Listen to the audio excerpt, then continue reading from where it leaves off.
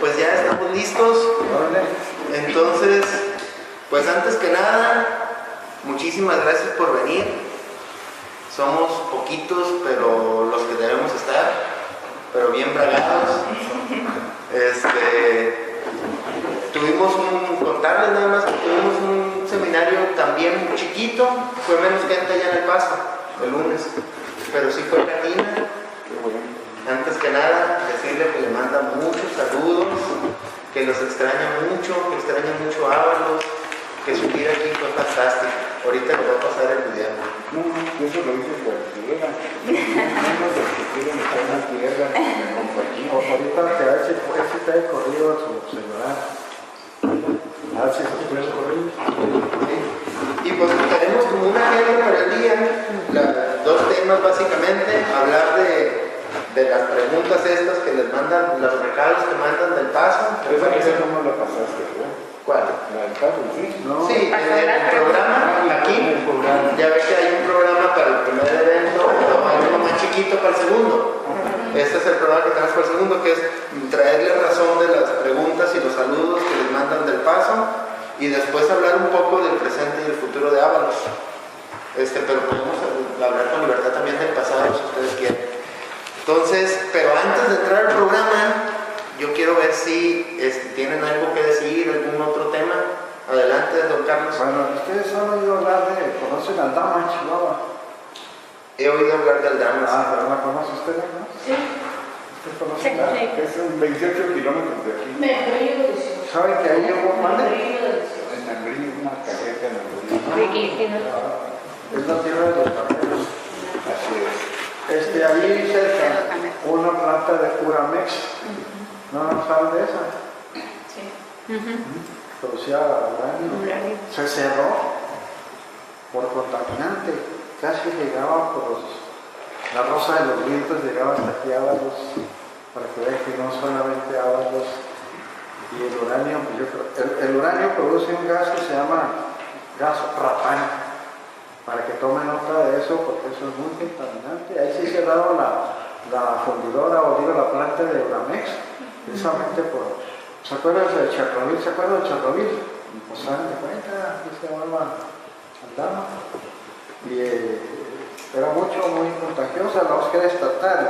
La tenían para una termoeléctrica, porque se producía tenía mucha radioactividad.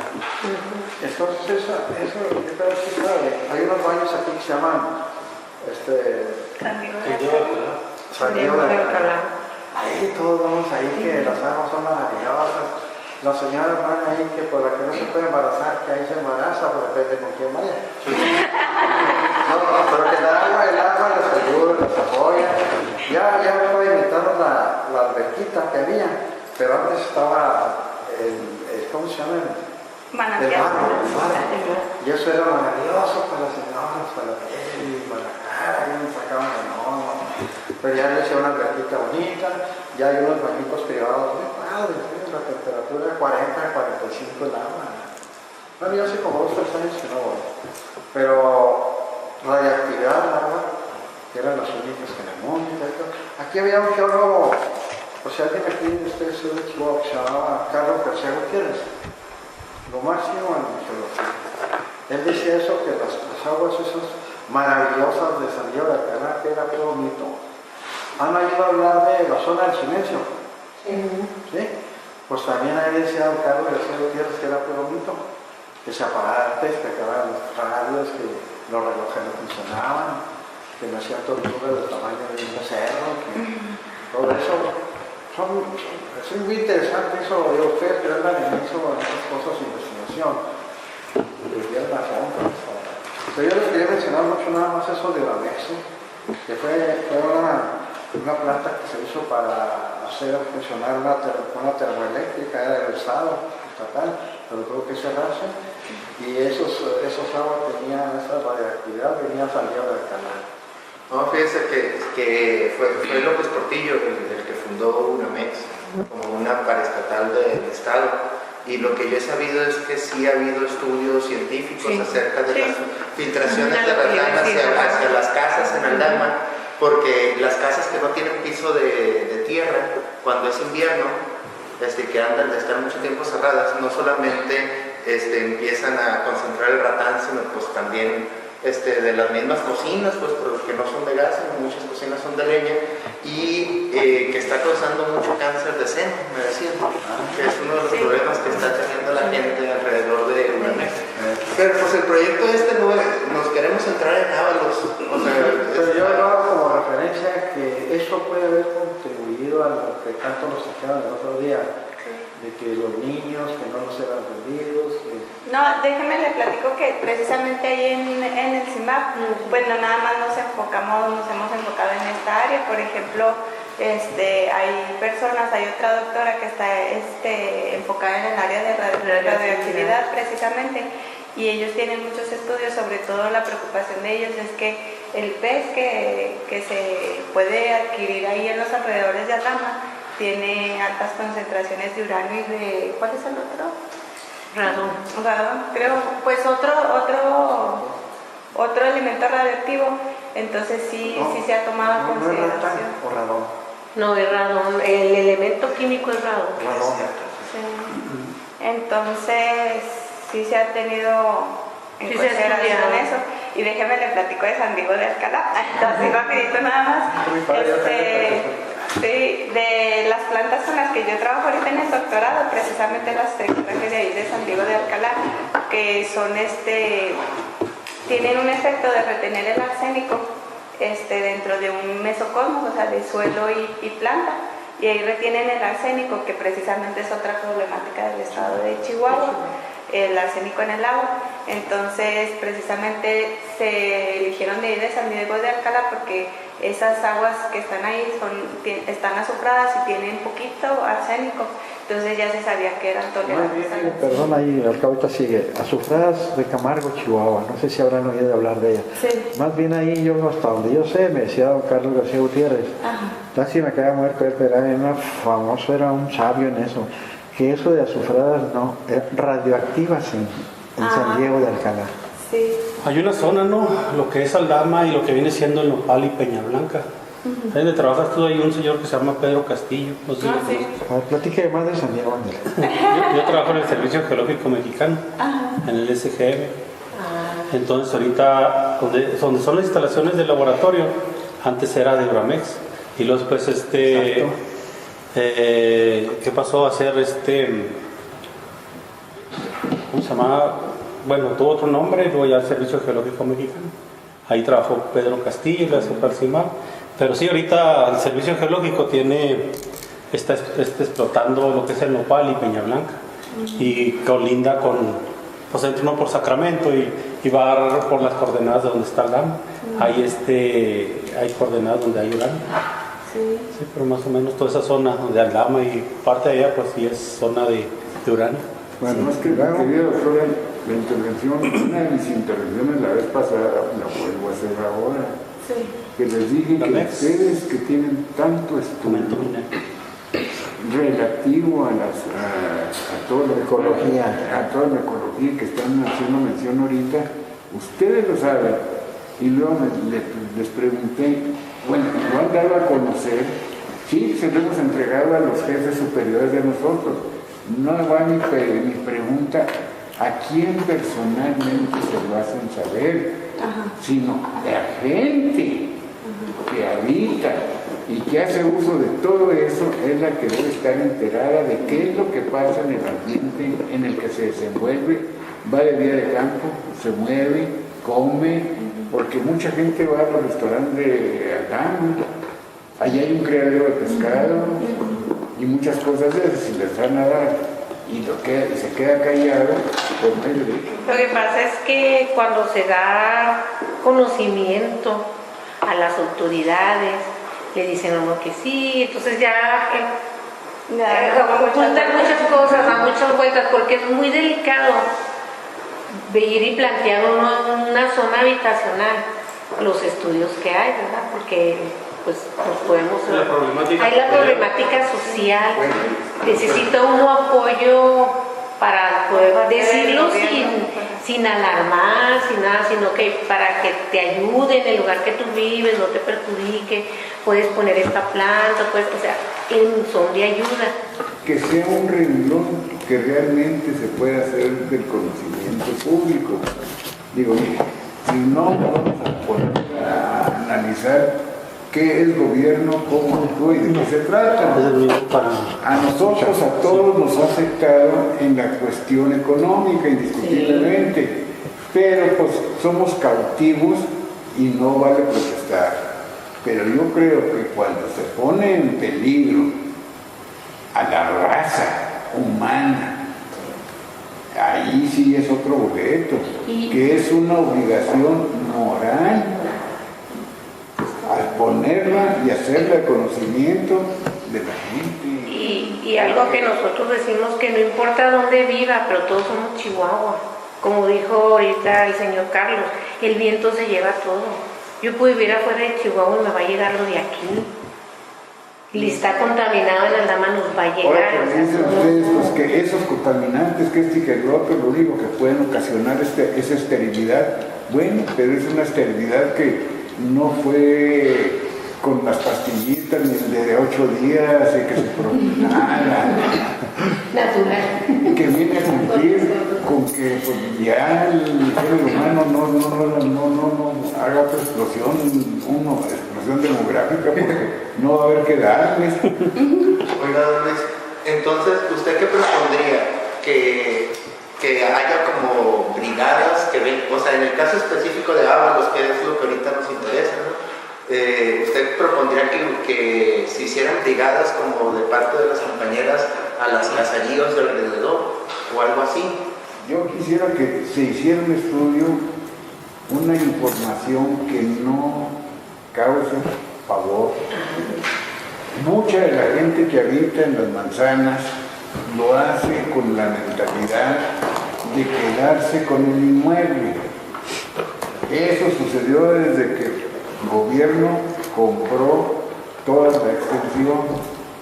350 hectáreas. Las que usted quiera, pero todas y los trabajadores, muchos de ellos líderes, empezaron a formar grupitos para vamos a quedarnos con las manzanas. Para mí fue una novedad cuando aquí mencionaron los hermanos López que aún está funcionando Tabasco. Tabasco es a donde llega todo el drenaje de todas las manzanas. Nosotros le llamábamos la planta Infilco. Tabasco era un nombre sui generis porque ahí sucedían cosas que era vacilada. Pero esa agua, con el tratamiento que se le daba, no se le volvía o se convertía en agua potable, sino que llamábamos nosotros agua industrial. Sí. El agua industrial servía para en las diferentes cámaras que pasaban los gases a alta temperatura, se sprayaba el agua para bajar la temperatura y que no fueran a quemar los filtros de orlón o de nylon. Entonces, no se imagina usted cuántos cientos de miles de galones se usaban en ese sistema. Los hornos de fundición, el horno de la planta de zinc, decían chaquetas, pero eran chaquetas, no, eran cajas de agua circulante que constantemente mantenía la temperatura para que el metal fundido no dañara la superficie que estaba en contacto directo con el metal fundido precisamente. Entonces eran cambiadores de calor. Claro que el golpe térmico pues llegaba a dañarlas, pero el tratamiento de agua que se le daba era para que no creara óxido que se depositara en esas cajas, en donde no iba a circular el refrigerante y allí se iba a dañar la temperatura y con meses de operación iba a agujerar ese pedazo y el agua entraba a hacer daño en el metal fundido. Eran muchos los galones que se usaban industrialmente, aparte del agua que era potable para el uso del humano, Y aparte, la otra fuente era el agua de lluvia, que también se canalizaba y venía a resolver en parte el problema. La compañía tenía 7 u 8 pozos de extracción de agua. 4 de ellos venían del área más allá de donde está el Tecnológico de Monterrey. Allá estaban los pozos esos y desde allá se venía el agua para acá. De allí se bombeaba o se rebombeaba el agua a las propiedades de la American Amelting en Santo Domingo. Ya después, en el año 76, se perforaron unos pozos aquí por el lado ¿De los jales? ¿De los jales? De los jales, más allá, a una distancia prudente. Y esa agua venía a suplir y complementar las necesidades del pueblo. ¿Y ahora esos pozos siguen funcionando? No. Yo no sé. No. De hecho, hace como 4 años nosotros tuvimos una problemática de que se nos acabó el agua. Aquí En Ábalos, sí. ¿Dónde vives? En la 12, número 7. Por ahí vive Neto, en el Beto 5. Medina. Beto Medina vive en el 10, número 4, 5. Enseguida donde era el telégrafo. Entonces nos juntamos como comunidad y fuimos a hacer una especie de ver el por qué no teníamos agua a las quintas. Ahí nos canalizó, conocí yo a Nacho García. Entonces esa problemática fue que la bomba empezó a fallar. Entonces entramos Chuy Rivera, que era supervisor de nosotros cuando trabajamos en la planta. Nos dieron la opción, ¿verdad?, de formar una plantilla y ir a revisar por qué esa bomba se había dañado. Esa bomba estaba donde era el centro, donde estaban los... Era casa de fuerza, sí, la casa de fuerza. Estaba dañada esa bomba. La reparamos. Te les explico. Y pues volvimos a tener agua. Todavía nos estaban dando agua de los pozos. Pero la compañía... No, ya no. Ya en ese entonces ya era de gobierno del Estado. Entonces, gobierno se hizo cargo del pago de consumo de energía eléctrica. Tanto eléctrico como de agua. O sea, el agua nos la estaba pasando ya el gobierno del Estado. El agua. Se dañó. Esa agua que dices mención de los pozos esos se manejaba en la casa de fuerza. Sí. Así se le denominaba casa de fuerza porque era donde se centralizaba anteriormente. Como 5 años. Y haciendo historia. Pero ya ahorita los pozos ya... La planta llegó. Sí, pero... A ver, podemos hablar uno a la vez, porque si no, los registros no nos van a quedar bien, o sea, van a grabarse cosas diferentes. No, yo lo digo por mí, que ponnos plazo, ponnos minutos. Muy bien. Don Luis, antes de que sigan, usted inició su intervención diciendo que debería haber más difusión de los estudios científicos que se hacen. ¿Qué tipo de difusión usted cree que es la adecuada?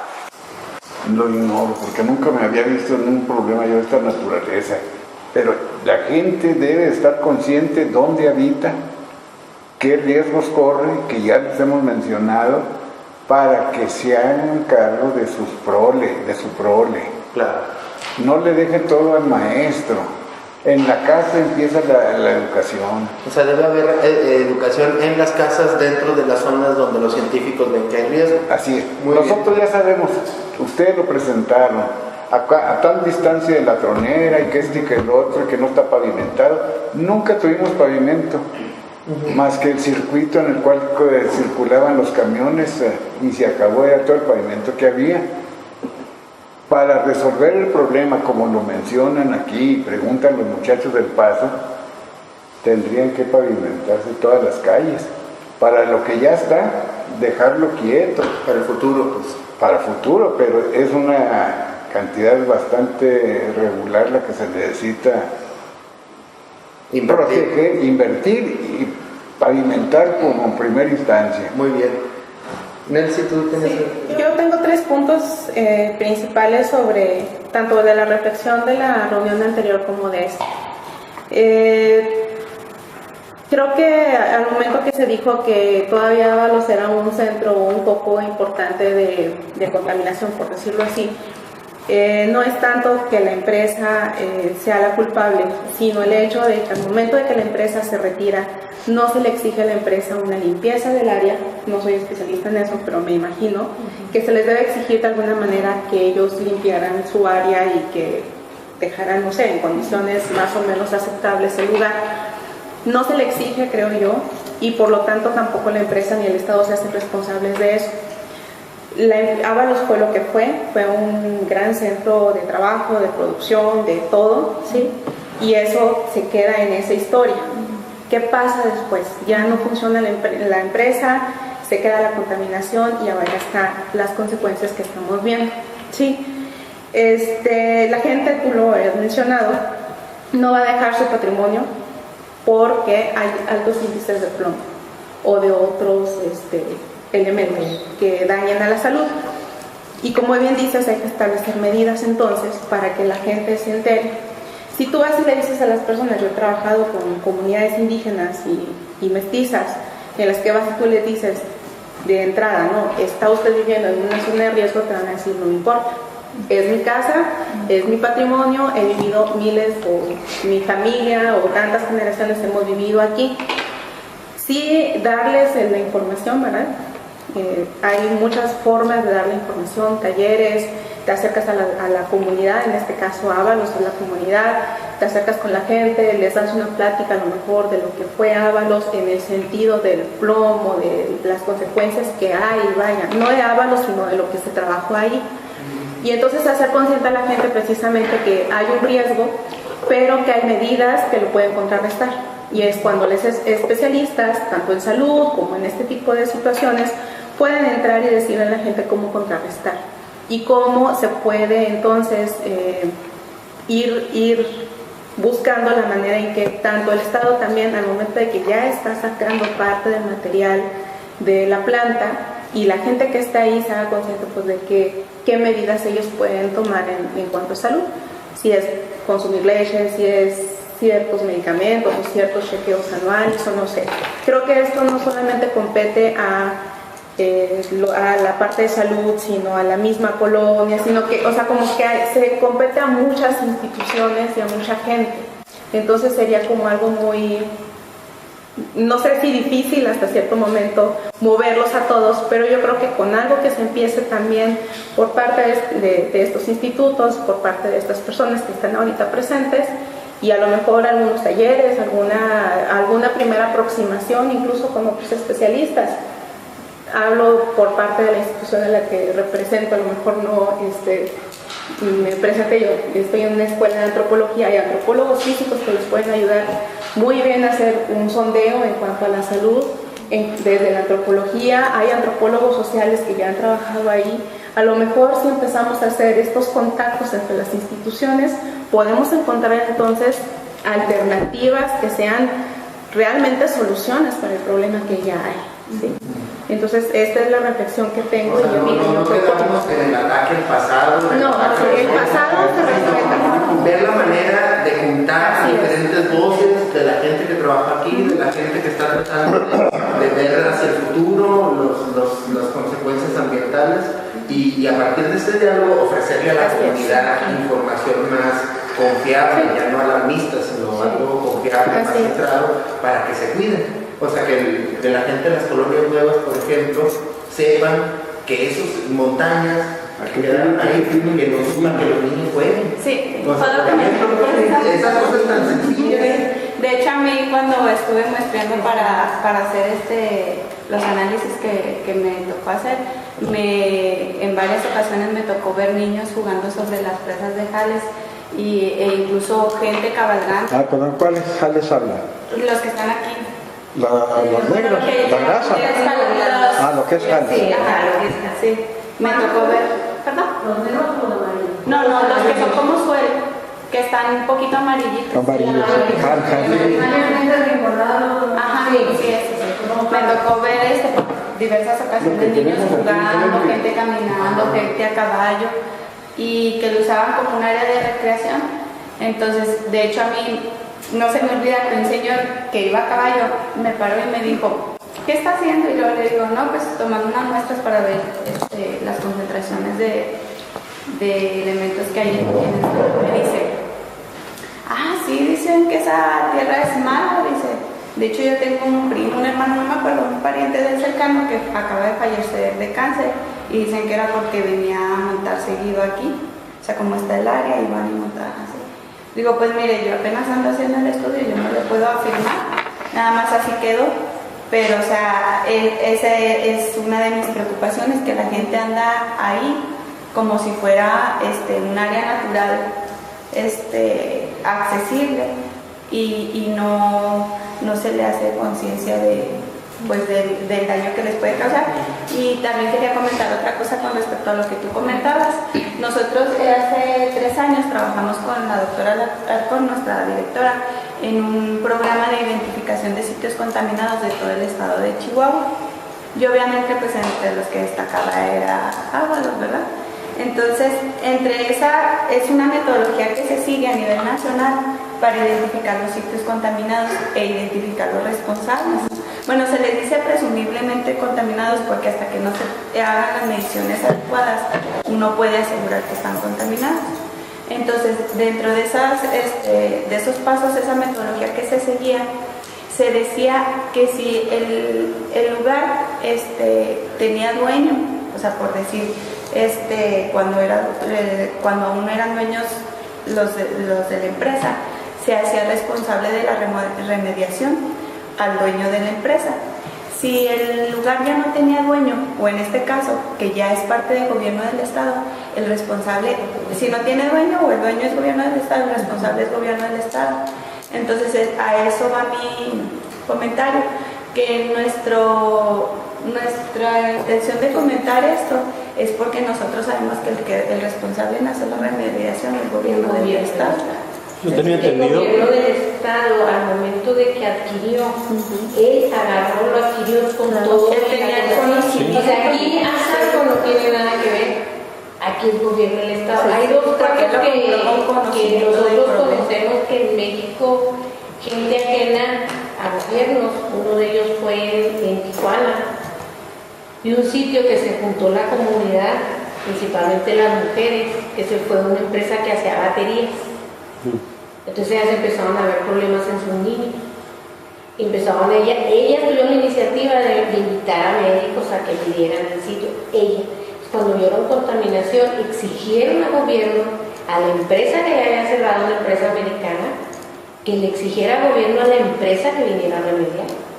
Claro, esto llevó unos años, pero se remedió.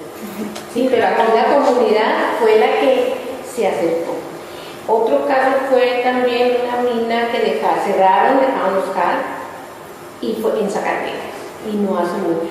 Y también ganó gobierno del estado, municipio, para que esa mina remedie. Aquí gobierno del estado compró el problema, que es lo mismo que sucedió en Parral, Chihuahua.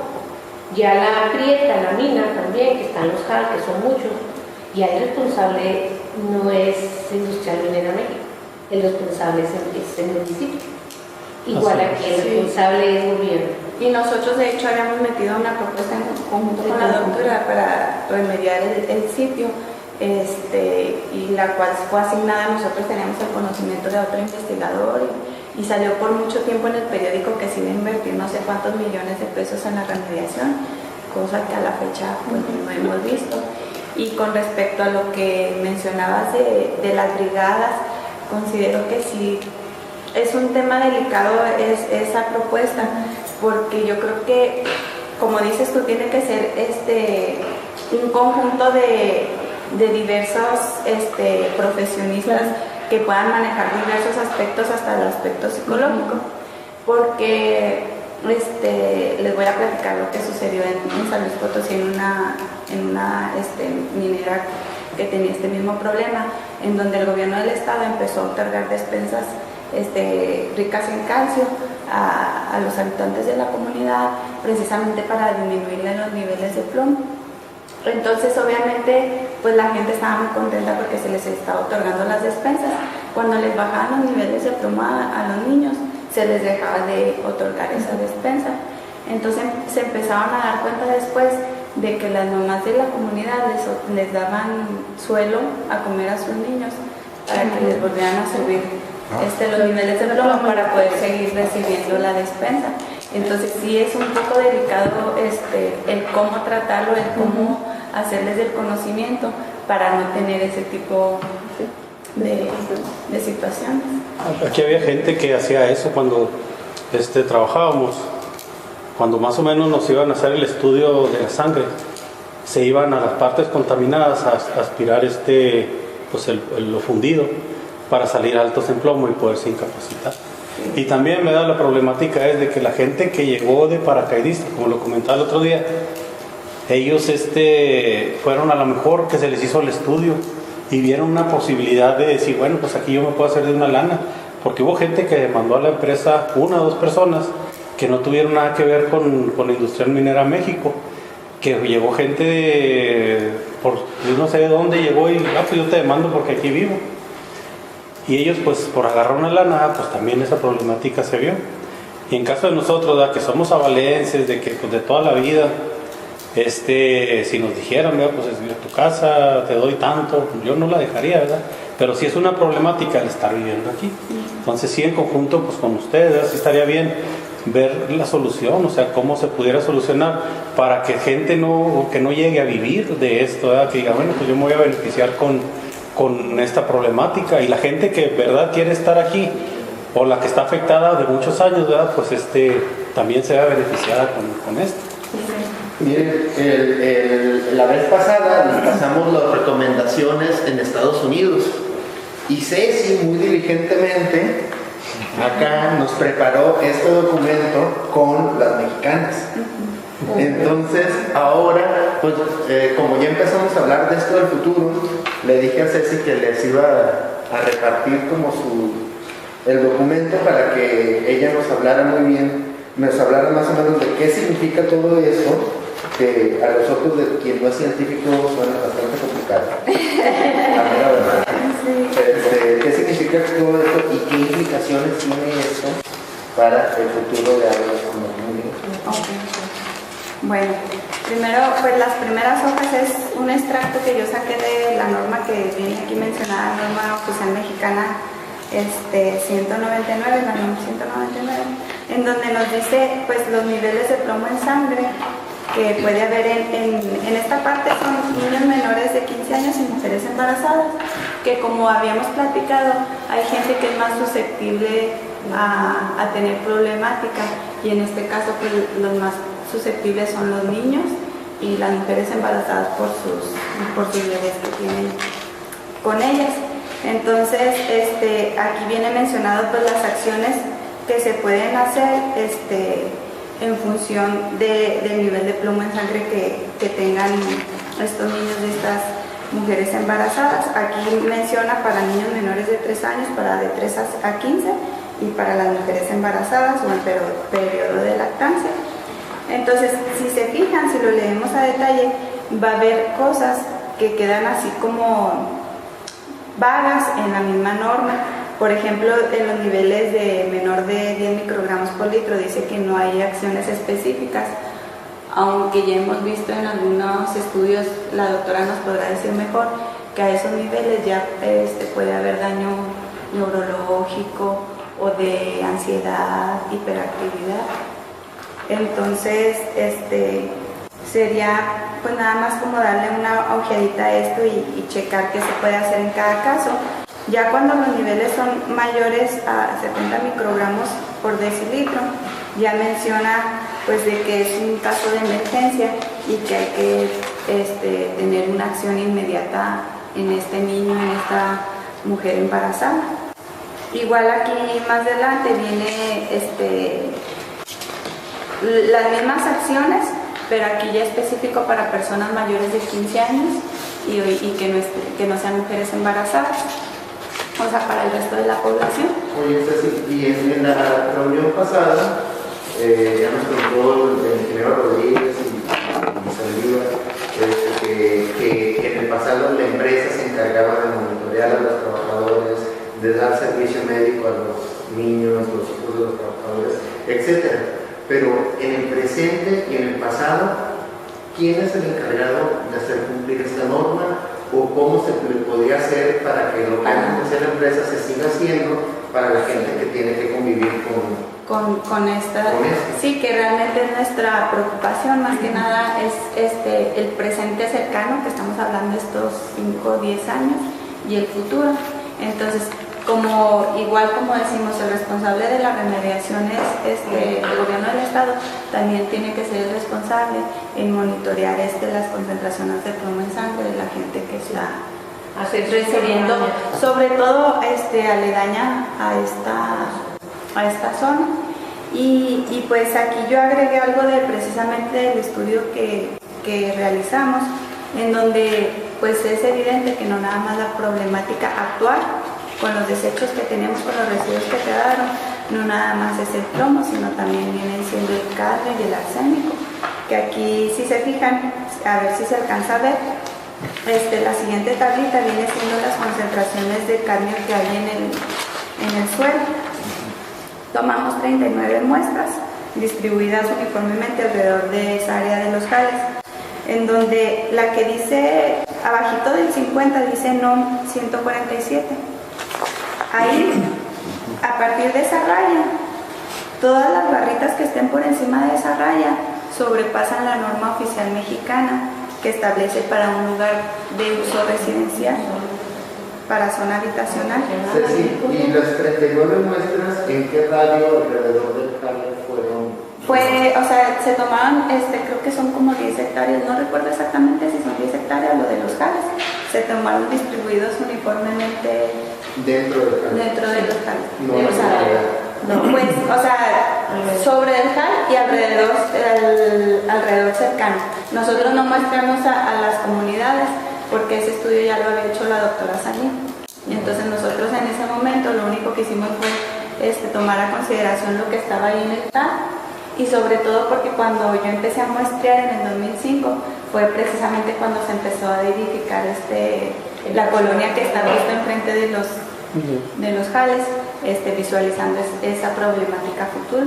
Pero sí tomamos una zona, de hecho, una zona que porque se tomó del frente de las casas que quedó, porque al inicio cuando hizo su plan de muestreo, pues no existía esa zona.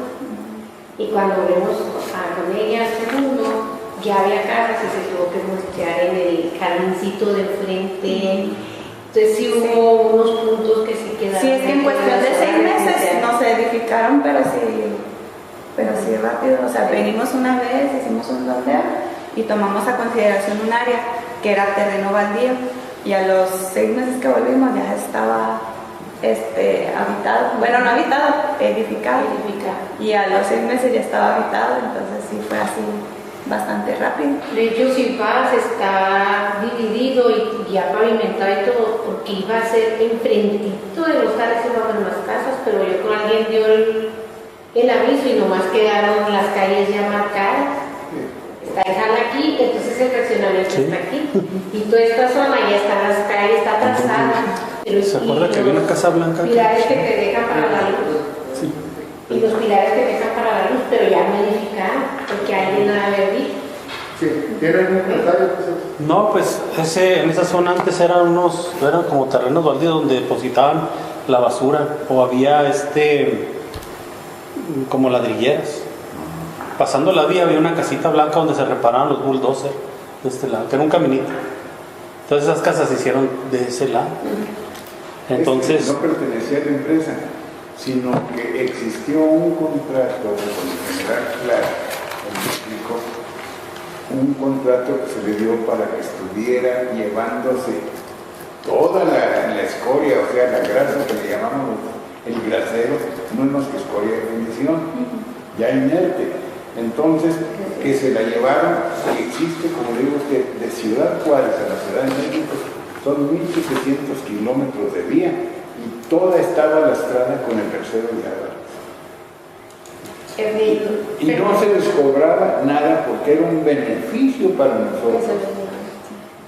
Porque anteriormente, ¿cómo creció eso? Se le fue dando altura, moviendo las vías, había una cuadrilla de 40 hombres especiales que se dedicaban a irla recorriendo a las orillas, para que se fuera volteando ahí Ya no podía voltear la olla porque no había espacio, ahí se seguía corriendo y se le seguía dando altura. Después vino otro sistema, que fue, esto se puede nunca acabar. Entonces había unos hilos en donde la escoria, como se estaba produciendo, se estaba transportando, se estaba granulando en esos hilos. A la temperatura y a la caída se granulaba y solo la estaban extrayendo por fuera, se bombeaba y había unas bandas que la llevaban y un mosquito eléctrico que con la rotación iba haciendo el cerro y se le estaba dando altura y el cerro y el cerro. A usted le platiqué cuando íbamos que me hizo el favor de llevarme, que en los primeros 25 años de la planta de zinc, nosotros habíamos extraído de ese grasero para refundir por el zinc que tenía, que era 9%. ¿Cuánto le dije?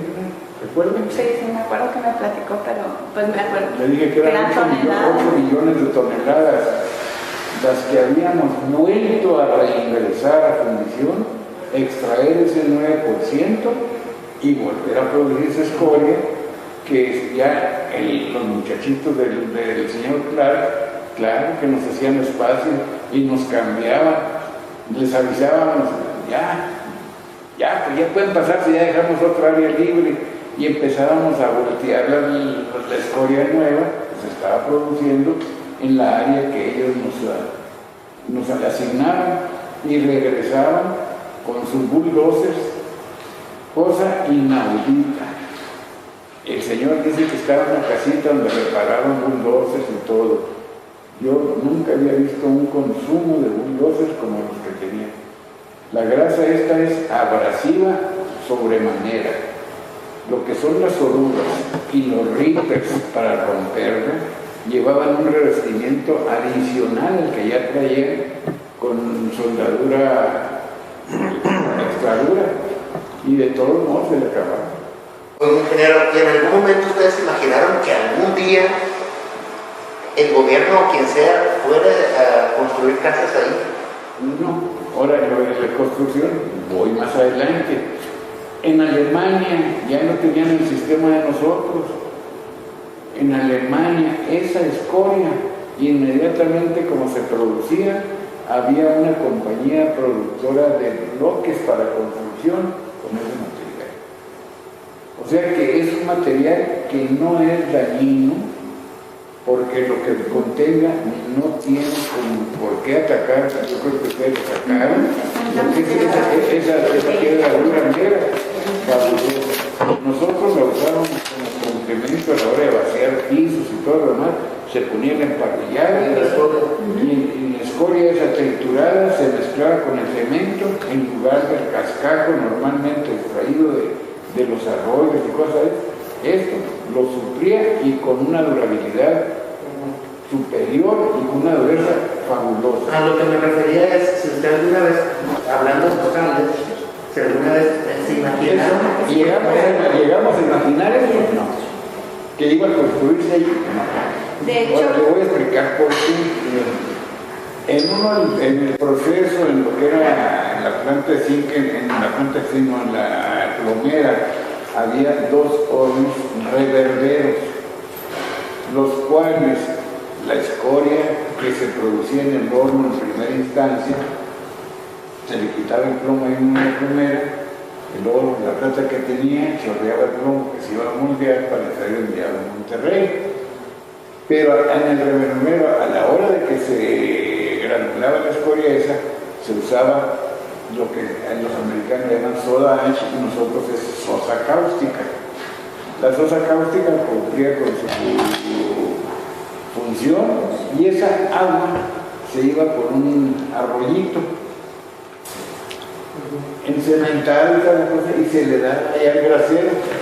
Pero llegó el momento en que ya se había comido 4 millones de toneladas y por ahí pasó la ruta esa, se salió de la propiedad, fuera de la empresa, nos pasan las vías de ferrocarriles nacionales.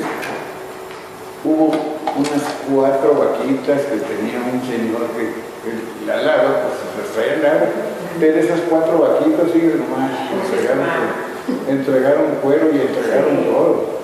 Se murieron, vino la demanda, estaba ya de gerente el señor McDonald. ¿Qué pasó? Esto y lo otro. ¿Qué vamos a hacer? No se preocupe. ¿Cómo qué año fue esto? Antes del 70, porque en el 70 fue cuando fue el señor McDonald, más o menos. Total, más o menos en esa época.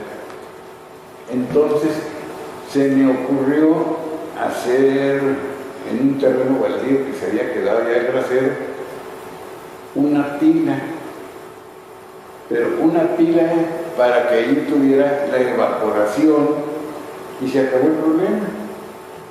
Pues surtió efecto, pero esa pila se fue llenando y luego muchos de los mecánicos, todas las topes, todo eso, excesos de diésel y cosas, lo iban tirando y la sosa cáustica, ya se formó una capa de ese material, del aceite y todo lo demás, porque el agua se va al fondo, pues se depositó en el fondo la soda que estaba en solución, se depositó y ya no hubo absorción del suelo, ya no hubo evaporación porque tenía una capa de diésel. Pues ¿y eso cómo lo vamos a hacer? No, pues vamos a hacer muy sencillo. Me ocurrió al Ciro Peraloca hacer una planchita, llenarla con estopa impregnada, darle trámite y prender la estopa. Pues al ratito, imagínense ustedes lo que son, unos 300, 400 mil litros de agua que hay ahí hirviendo por la cantidad de aceite que tenía. Y una madera que se armó la de Cristo Rey. Qué incendio en la planta de zinc. Unas llamaradas que llegaban del alto de las chimeneas de la planta de zinc. Gracias a que Dios, a que el aire estaba soplando para otro lado. Si no, me había hecho en la casa de saco. Asunto arreglado, se acabó eso. Pero se solucionó para que hubiera evaporación, pero no para que hubiera filtración. ¿Y eso cómo lo vamos a solucionar? Pues otra vez Ciro Peraloca nació a conseguir tubos de la longitud que son 6 metros, hacerles puntos, soldarlos, meterlas, y como si fuera horno, están metiendo 4 o 5 bombillos de dinamita enterrados y ¡pum! Tronarlos. No se veía revolutar que estaban los alemanes con los submarinos, pero tumbando barcos. Y todo eso removió lo que ya se había depositado y siguió funcionando y el agua no salía de la empresa. Entonces, como se fue esa idea, el otro día les platiqué lo de sembrar zacate en los calles en Santa Bárbara. Parral no fue el caso, porque en Parral el compuesto del jale era rico en fluoruros. Pues se puso la planta de fluorita, y esa planta de fluorita a retratar los jales y sacarles el contenido de flúor que se vendía a Flúor de Juárez para de ahí al COA y a la fabricación de aluminio en Estados Unidos.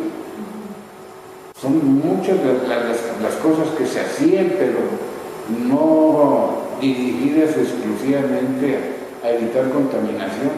La del zacate sí. También se pensó con llenar los tiros que ya no estaban en producción, meter los jales a las minas. ¿En Santa Bárbara hicieron eso? ¿Cómo? ¿En Santa Bárbara hicieron eso? Sí, Santa Bárbara y Parral eran parte de la empresa de nosotros. El otro no era, la otra compañía que existía en San Francisco era San Francisco Oro Mines. Eso eran la parte de nosotros, pertenecían a la Fresnillo Mining Company.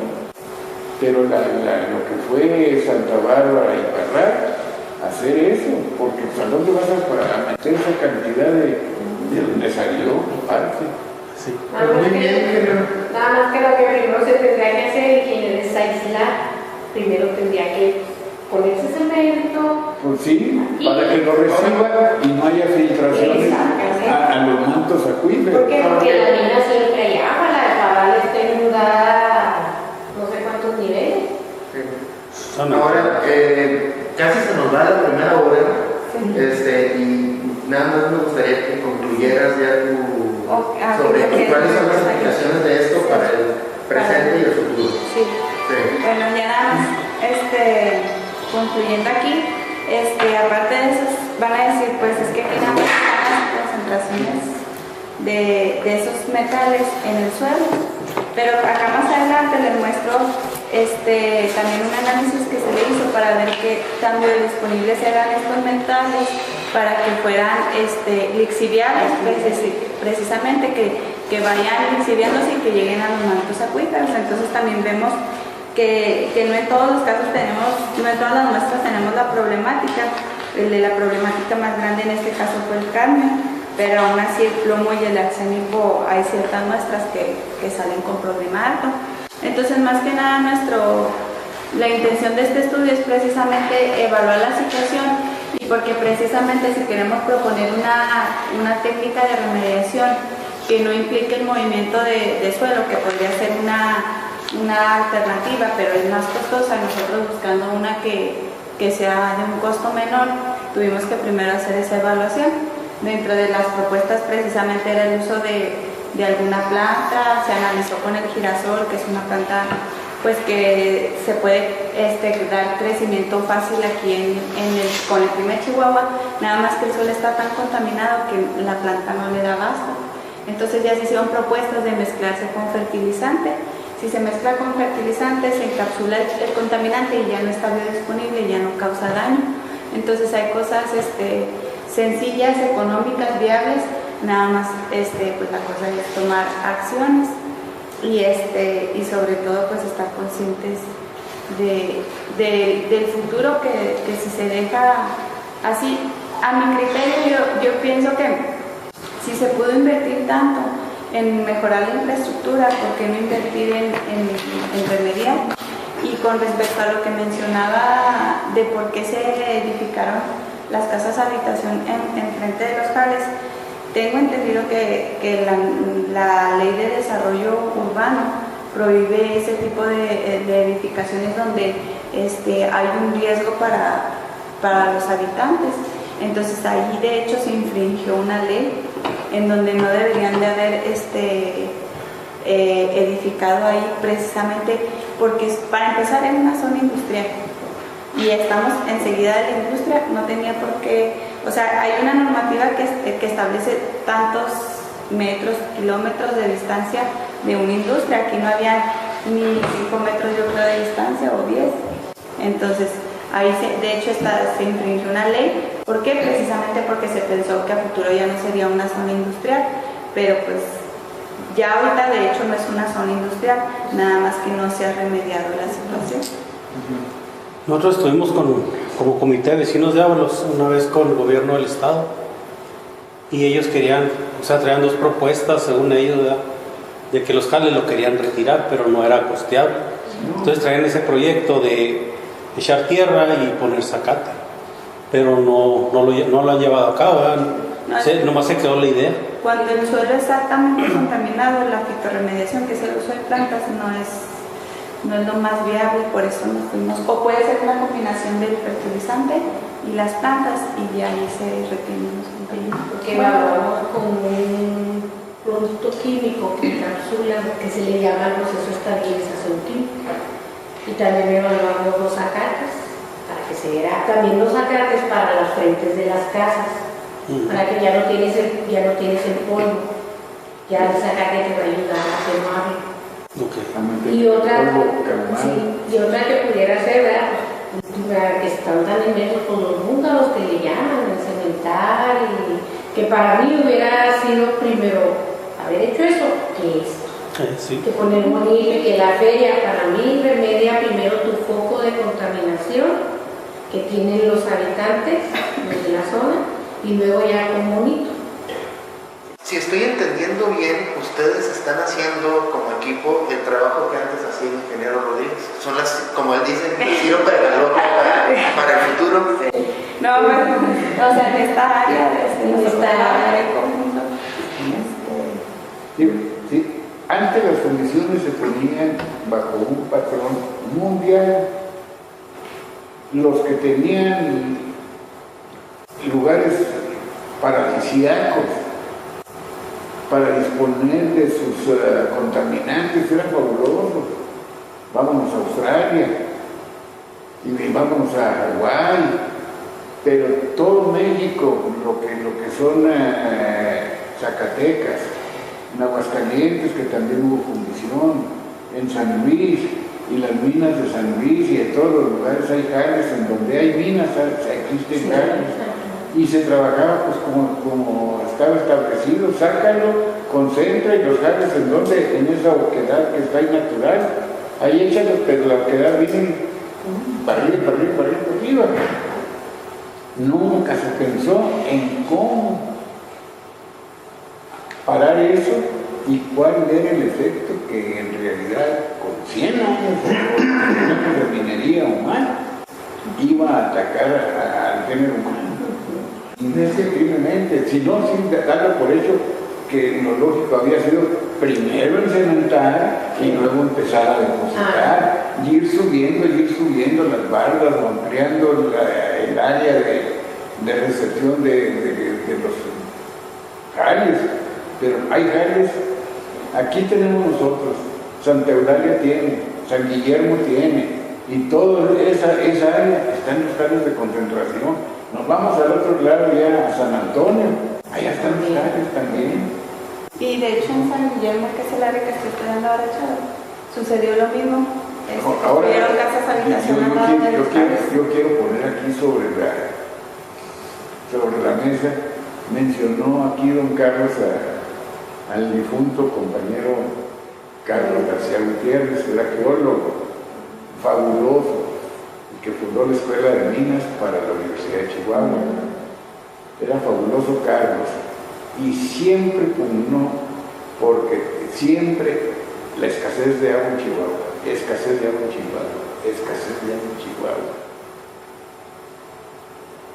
Y a mí me tocó entrar a la mina de San Antonio, que duró años, con una grieta que vinieron buzos colombianos y de todas partes, hasta que clausuraron esa obra y volvió a entrar en funcionamiento la mina de San Antonio.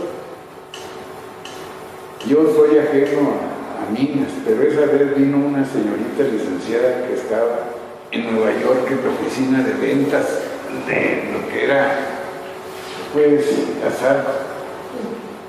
Y luego me hablaron de México, va para allá y tú te vas a encargar de atenderlo. Pues la santa señorita se le ocurrió porque vamos a conocer la mina de San Antonio. Pero ya la conocí, no, yo quiero entrar a la mina de San Antonio. Ay, pues vamos a las Dayanas, proporcionaron todo, ahí vamos, al nivel 8. Una maravilla, arreglar para visita, luz mercurial y todo lo demás, una cosa hermosa. Y luego le dice el ingeniero, no, sí, hasta aquí, no, yo no quiero que me enseñes a dónde traes a las visitas, o a la gente que viene de México, lo que quiera. Yo quiero ir a donde están los trabajadores barrenando y dejando para tronar.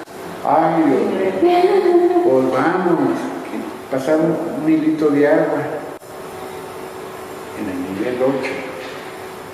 Tocabas el agua aquella y estábamos unos 30 grados. Sabroso para un baño, tú quieres. Para abajo. Llegamos al nivel 11. Ay, Diosito, yo ya escurriendo el agua, pues ya no eran 30 grados.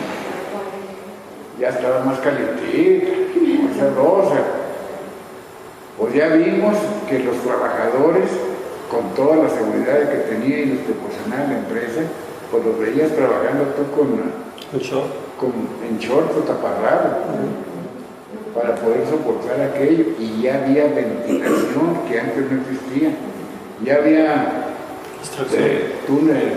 túneles estropesos hechos para meter aire y extraer el aire caliente para que hacerlo en condiciones salubres para poder permanecer allí. Ay, Diosito santo. Todas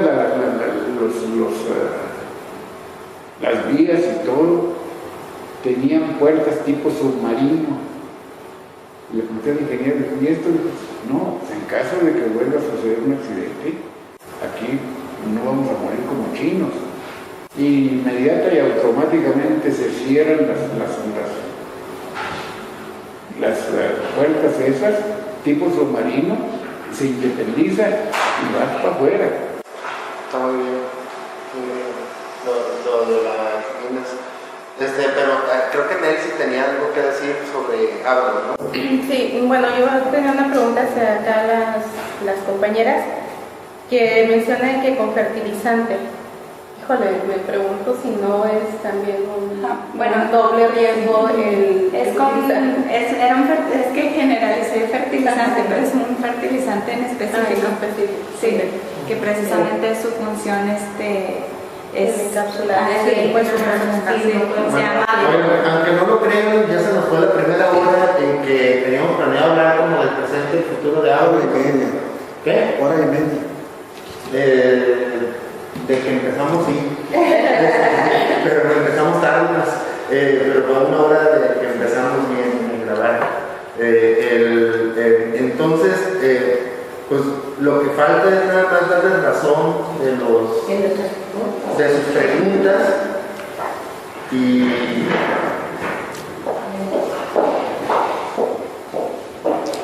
el problema aquí ella es Katina. ¿O quieren tomar un descanso mejor? Un momento para tomar un cafecito, para acomodarnos Sí, por el sol. sí. Ahí Katina es el mensaje que le está mandando a don Luis, pero no pude, la maldita bocina. Volvió a fallar igual que la vez pasada. Sí, igual, pero por lo menos ya se ve, pero no viene la voz. Ahorita Porque no funcionó la bocina. ¿Sí? son 21 niveles en San Antonio, yo duré un año trabajando. Entonces, nos tomamos un cafecito y regresamos a lo de las preguntas. Son 21 niveles, están anegados 2, 19.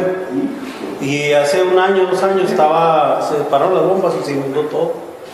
Y ahorita ya lo volvieron a echar San Antonio a trabajar, pero estaba todo inundado. Oye, ¿tienes amplificador? Yo traigo unas bocinas con cable RCA. A ver, Sí. ¿pueden entrar acá? Sí, ahí entran. Pues Déjame te las traigo. Fíjate que nos faltó el cable. Oye, pues mira mi compañera Katina cómo está en la video. Y yo tan jovenazo, Yo tengo 82 años y es más chica que yo. Mira, ahí está.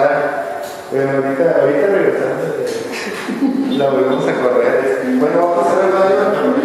Un cafecito, unas galletitas, ¿qué les traigo? ¿Dónde? ¿Qué les traigo? No, qué bueno. Hay salchichas. Yo me acuerdo que cuando era niña con las salchichas, a comer salchichas. ¿A usted lo acompañó? La niña. Sí, cuando andaba picando ahí. También no picando. No, chingada. ¿Quiere? ¿No quiere que le traiga unas? Podría estar bien de Dios. ¿Sí quiere unas? Pues no tan Sí. Como botanita, ahora como botanita. Esto es muy amable, señora. Es Soto, ¿verdad? Sí. Señora Soto, muy amable. Pues mira, el papá de ella fue el que murió de cáncer, le quitaron un pulmón y con el otro pulmón se quedó. Lo que digo, yo prefiero mi vicio a cuidármelo. Se le perdió el colchón. Pasando listo otra vez su nombre. Yo creo que. No es nada usted de Ferrocarril Chihuahua Pacífico. Mi padre. No, pero hay Rosario Delgado ahí en la espera. Yo creo que ella, que mi padre estaba cargando. Rosario Delgado es del Grupo México. ¿Licenciado o qué? No, yo soy maestra en MC, Maestra en ciencia. Estamos terminando el doctorado. Ceci Valles, ella es maestra en ciencia. Cecilia Valles. ¿Ella qué es? También maestra en ciencia. Estamos terminando el su doctorado. La señora. No, la Antropóloga, sí. ¿Cómo se llama? Arqueóloga, Nelsi. ¿Cómo? Nelsi Requena. Nelsi. Arqueóloga. No sé qué. Requena. Ah, ya he dicho. Antonio, ahorita que dices que eres el SGM, Sí. que he sacado datos porque estoy trabajando. Ya lo conectamos. No, Sí. sí. Sí, a ver si. Tú me puedes ayudar. Tuvieron la misma ¿Cuándo empezó a trabajar la carta carta de beneficios de ahí de San Guillermo? Y la fecha en cuándo. Pedro es Antonio Soto. doctor. Ok. ¿Tiene correo? Dame su correo. Lo voy a, porque fíjate que aquí no hay información. Ya conseguí una por internet la madrugada que hay. Justo de la tiene una No, de sabor o de Andaba la casa de San Sí, la casa de San Ojo, Pero ¿este? ¿cuál era el que trabajaba en el laboratorio? No, fíjese. Trabajó un tiempo cuando salió el programa. Tocado las empanadas. Pero él estaba en empleo de planta en el ¿No quieren laboratorio. Sí. Había dos que manejaban en donde se copelaba el oro y la plata, las muflas, Yo trabajé en el en laboratorio. laboratorio. Sí. No, yo iba a hacer así. Después le digo, Bueno, Sí. De los Soto. No. era chorizo. Chuy Soto, sí. No era el que andaba en la casa de fuerza. No, este señor. No, cuando yo estaba de hechicero en el laboratorio fue en 1948 y él ya era una persona hecha y derecha.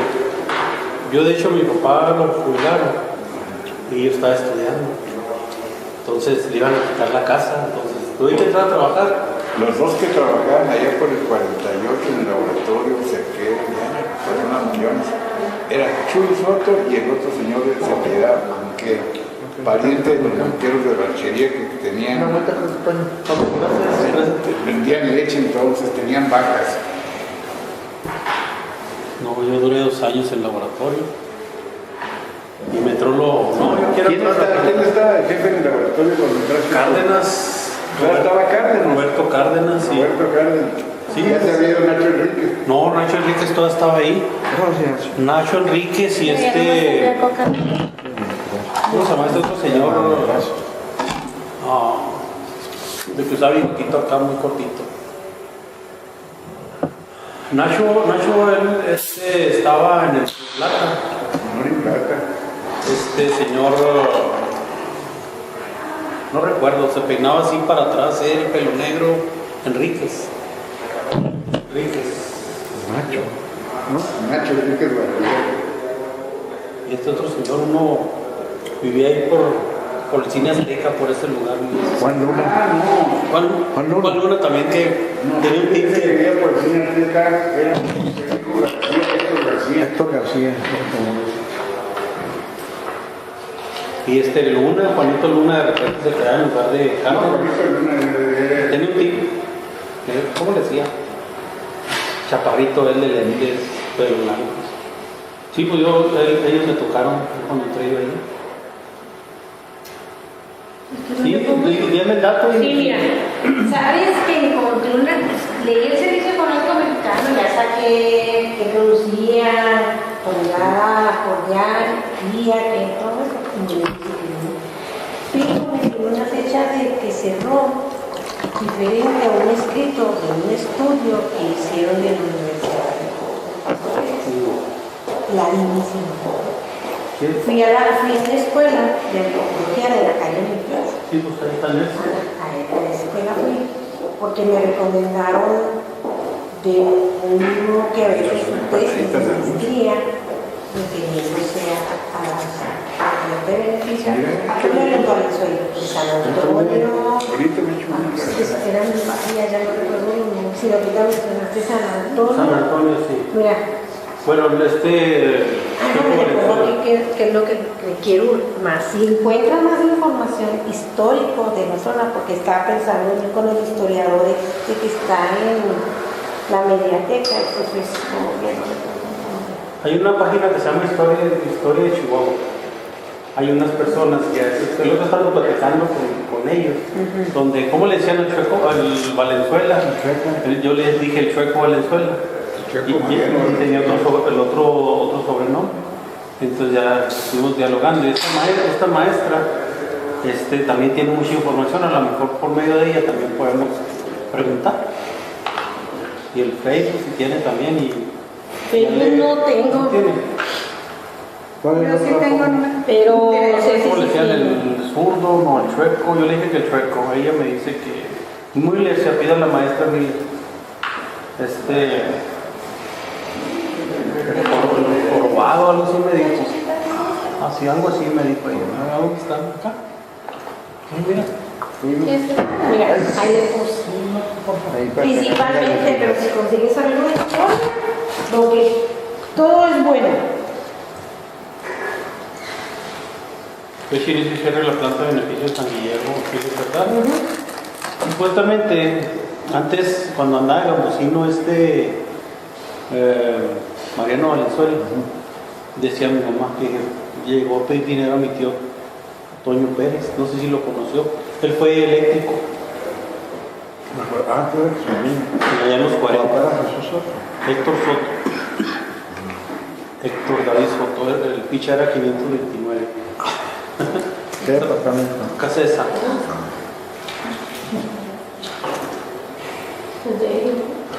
Él era un señor muy serio, ojos azules.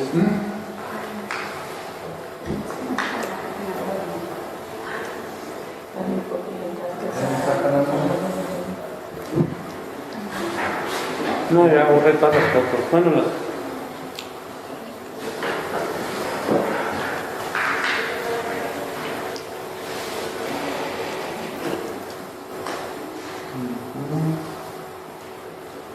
Esta debe ser la calidad de sonido, ¿no? Pues así. Ahorita que hablaba de las rodilleras. ¿Dónde existen muchas rodilleras? ¿Perdón? De las rodilleras. Existen muchas todavía con rumbo al aeropuerto para allá. Sí. Y luego, ¿sabes dónde está el basurero municipal? Pues no. Pues el que está. Bueno, ¿dónde? El sonido. ¿No te amplifica? yo traigo una bocina de mi camioneta, no. Más bien necesitas amplificar. Mejor se los platico. Pues sí. Igual más cotorro. De todos modos, la discusión, el sonido está en inglés y tendré que traducirlo. Mejor les platico lo que ocurrió. Catina está muy activa manejando. Ah, sí.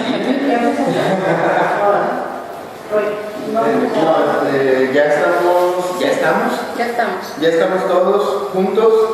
Muy bien. Pues entonces la segunda parte de esta discusión es darle razón de lo que pasó en El Paso, vaya la redundancia.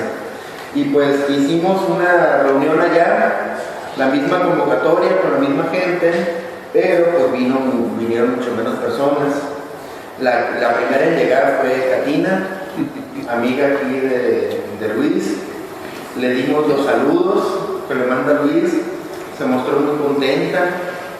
Y al final le dije, oiga, algún mensaje que usted quiera mandar a Ábalos. Y ahí lo que dijo fue que extraña mucho a Ábalos, que extraña mucho la vida de acá, la gente de acá. Nos contó que vino hace unos años y que usted les dio un recorrido acá para ver cómo estaba la situación ahora. Que la vida fue fantástica en aquellos momentos. Y que nos extraña mucho. Básicamente eso es lo que les mandó decir. Es la primera cosa. La segunda fue la pregunta que nos hizo Rosario. Rosario preguntó sobre la migración. ¿Sí preguntaste sobre la migración? Ah, sí. Si había habido trabajadores de Ábalos que habían migrado a Zarco y si habían conseguido mejores empleos allá. Sí, otro nivel. Lo que nos dijeron allá es que la migración, no hubo gran migración de trabajadores hacia la planta de Zarco en El Paso. Hubo casos aislados como el del ingeniero Villalobos, del que ya platicamos en la sesión pasada, en el que sí, se fueron, después de trabajar acá, se fueron para allá y allá consiguieron muy buenos puestos, pero eran casos aislados. Ahora iban a capacitarse a veces, pero no fue una cosa masiva. Como que cada quien tenía su empleo en su lugar de origen, tenía sus buenos trabajos y su vida bastante, pues, a gusto, o sea, y que no hubo tanta migración.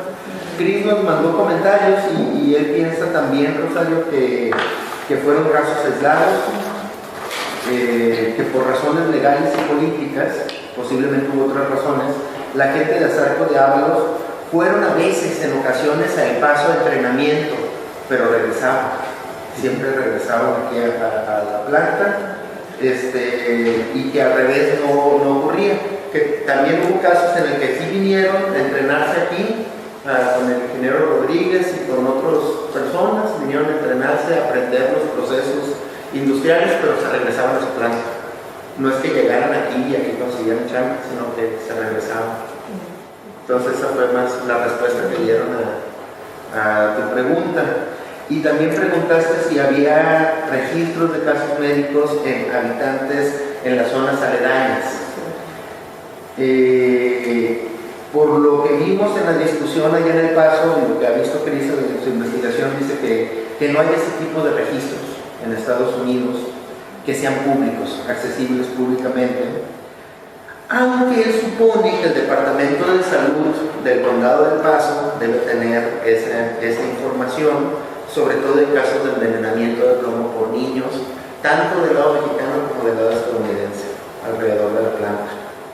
Y ha habido casos en Estados Unidos donde gente demanda al plan por consecuencias médicas. Sabemos lo que nos acaba de decir el ingeniero Luis Rodríguez, que pues ese caso, antecito de los 70, de que se le murió unas vacas a un campesino y demandó. Ha habido casos aislados de eso, pero no es que haya un archivo público disponible de estos casos. Es como aquí, porque yo creo que aquí también es la clínica de aquí, yo pienso eso. No, de hecho sí tiene. Yo digo que sí que tienen datos, pero no los hacen públicos y no son accesibles para las personas que nos interesan, porque la visión que tiene la gente que trabaja, que tiene datos federales, estatales, tiene una visión no como que uno quiere con ciertos datos hacer, como dicen ustedes, la problemática, venir y decir, no, aquí está, no, o sea, uno lo quiere para conocimiento, historia y también pues para estar evaluando, ¿verdad? Y sí, de conocimiento, que si hace 40 años saben qué se ha hecho, la historia, es muy importante. Entonces, yo tuve esa duda porque también sé que en APRA hay, igual que aquí, yo sé que en el seguro hay datos, pero no nos son. El doctor Crisel quiso entrevistar al doctor Miki, que en ese entonces era el jefe de salud del Paso, y ya jubilado actualmente, pero desafortunadamente no pudo, a pesar de que le comentamos recibir una respuesta.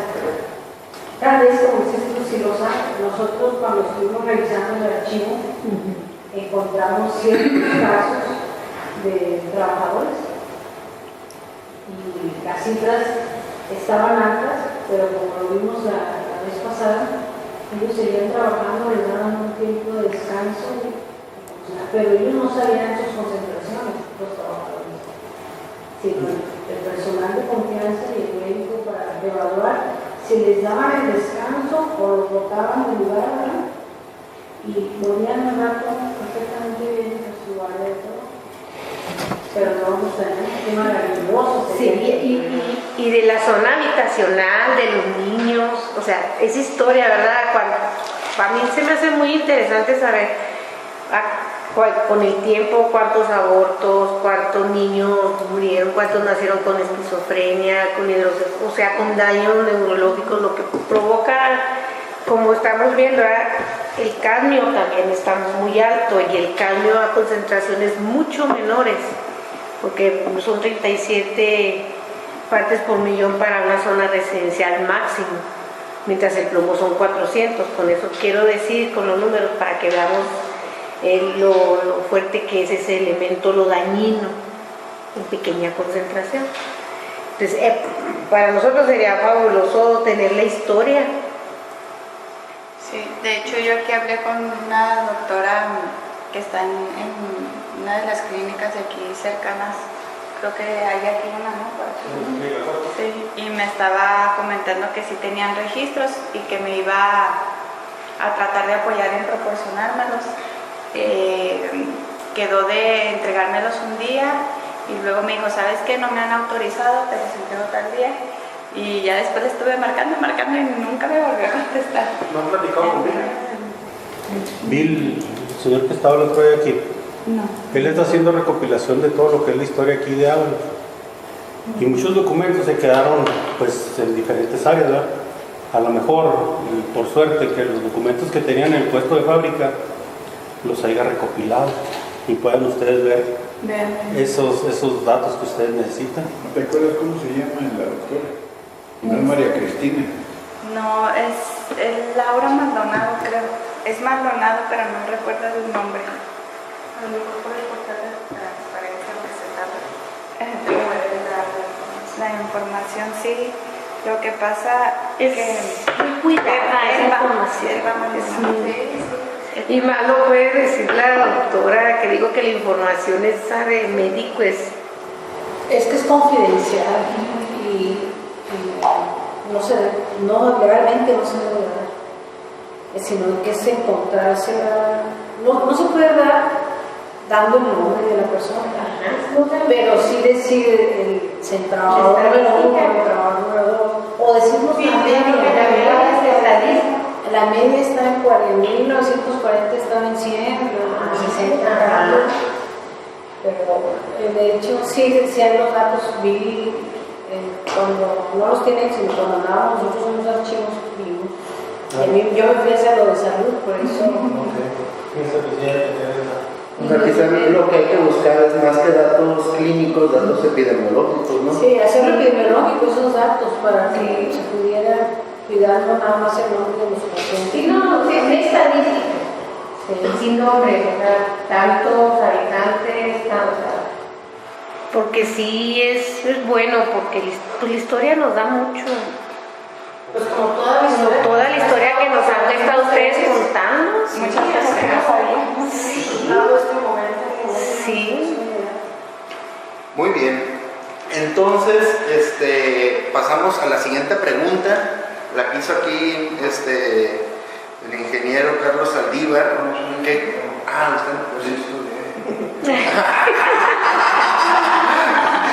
Licenciado.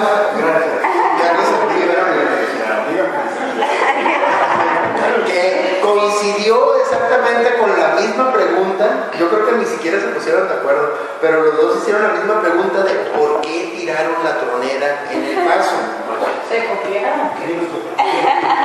Mire, y aquí en el paso estaba este señor, que es el señor Ed Santiesteban, que era el ingeniero, era muy buen dibujante, dice, allá en la Plaza del Paso.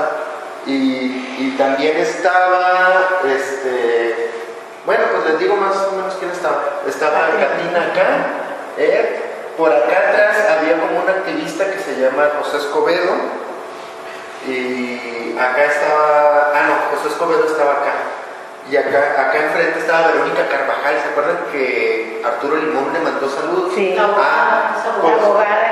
Qué lástima que Arturo no vino, porque le mandamos los saludos y Verónica se acordó de Arturo, también muy contenta, de que hacía años que no sabía de él, desde su segundo libro, ya lleva como 20 Arturo escritos.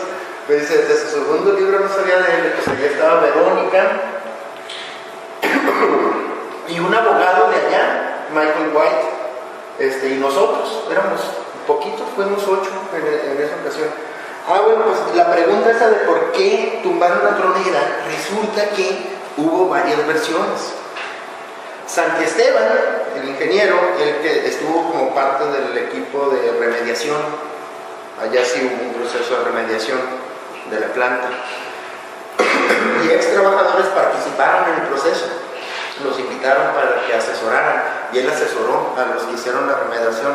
Él dice que tumbaron la tronera porque con el mismo uso los cimientos se empezaron a debilitar y la estructura misma, por la falta de mantenimiento y todo, que se empezó a debilitar y ya estaba como muy, pues, ¿qué? Muy frágil. Entonces que por eso decidieron mejor tumbarla, que era más barato que inyectar concreto o no sé qué tenían que hacer para mantenerla. Esa fue una versión. Michael White, el abogado, y el mismo Chris insistieron más en razones políticas. Así de que ya había muchos activistas enojados por un lado, y que en las negociaciones políticas decidieron simplemente tumbarla. Como para no identificar el grupo tan fácilmente. Como para no identificar la zona tan fácilmente. O sea, como por ejemplo aquí. No, era lo político, pero más que todo un poco el movimiento, porque como la compañía aérea tienen que tener unos focos cada cierto tiempo, eso les iba a costar 15 cuantos millones. Y luego Ed Santisteban nos explicaba lo del black acid, que la lluvia negra, que había hecho como un vacío y debilitado las paredes de la base. Literalmente estuvo explicando, me interesó mucho porque era que pudo hacer su turno. Sí. Y por fuera aparentemente se veía bien, pero por dentro ya no estaba corroída, corrosiva. No, aparte de todo lo que tiene adentro de capas de contaminación. Sí. Y como dice Freud, Chris y el abogado Juan White decían que era político. Ya no querían ese problema, ya querían quitarse. ¿En qué año cerró la planta de paz? 93. La del Paso. La querían abrir en el 2000 y algo, ¿no? Sí, hace poco la querían reabrir, no hace mucho. Pues de hecho sí lograron el permiso, pero los activistas... Por ejemplo, quiero hacer una pregunta. Ustedes si volvieran a decir, bueno, que es algo que no va a pasar, ¿verdad? Pero vamos a suponer que dijeran, Ábalos se vuelve a abrir, ¿ustedes trabajarían de nuevo aquí? Yo sí. Yo también.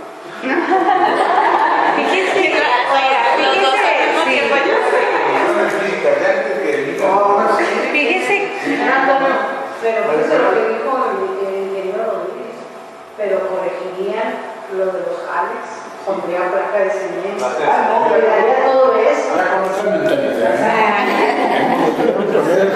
No me vengo a trabajar, Yo creo que yo te dije en la sesión pasada, me hiciste una pregunta más o menos similar, que por qué no habían arrancado esto, que dijeron, no, si sí van a arrancar. ¿Te acuerdas que se dice? Esta planta no la arrancan porque acabaron con el know-how. No hay quien la arranque porque no sabe cómo. Ya de los que éramos, que la trabajamos y por años, no quedamos de los operadores, directores, pues yo creo que nos cuentas con una mano y sobran dedos. A la pregunta que me hizo, ingeniero, cerraron la fundición de plomo en el 85, pero siguieron fundiendo cobre. Allá en el caso. Y la fundición de cobre es diferente a la de plomo. La fundición de cobre sí es productora en los gases de lo que viene a ser el radical sulfuroso que se convierte en ácido sulfuro al agregarle agua. Tan sencillo como entonces eso fue parte del problema de la tronera. Esa fue la tronera, que al cesar la presión de los gases que van de salida, lluvias y todo lo demás no permitía que ingresara el agua. Y sin embargo todas las paredes absorbieron el radical. Ahora sí llueve, cae el agua, se desliza y queda al fondo y se deposita ácido sulfúrico.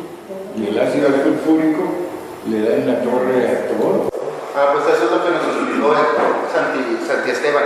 Y la tercera respuesta a la caída que nos dieron fue de parte de Villalobos. Y Villalobos no estuvo aquí, pero nos lo encontramos en la calle y le hicimos la pregunta de ustedes.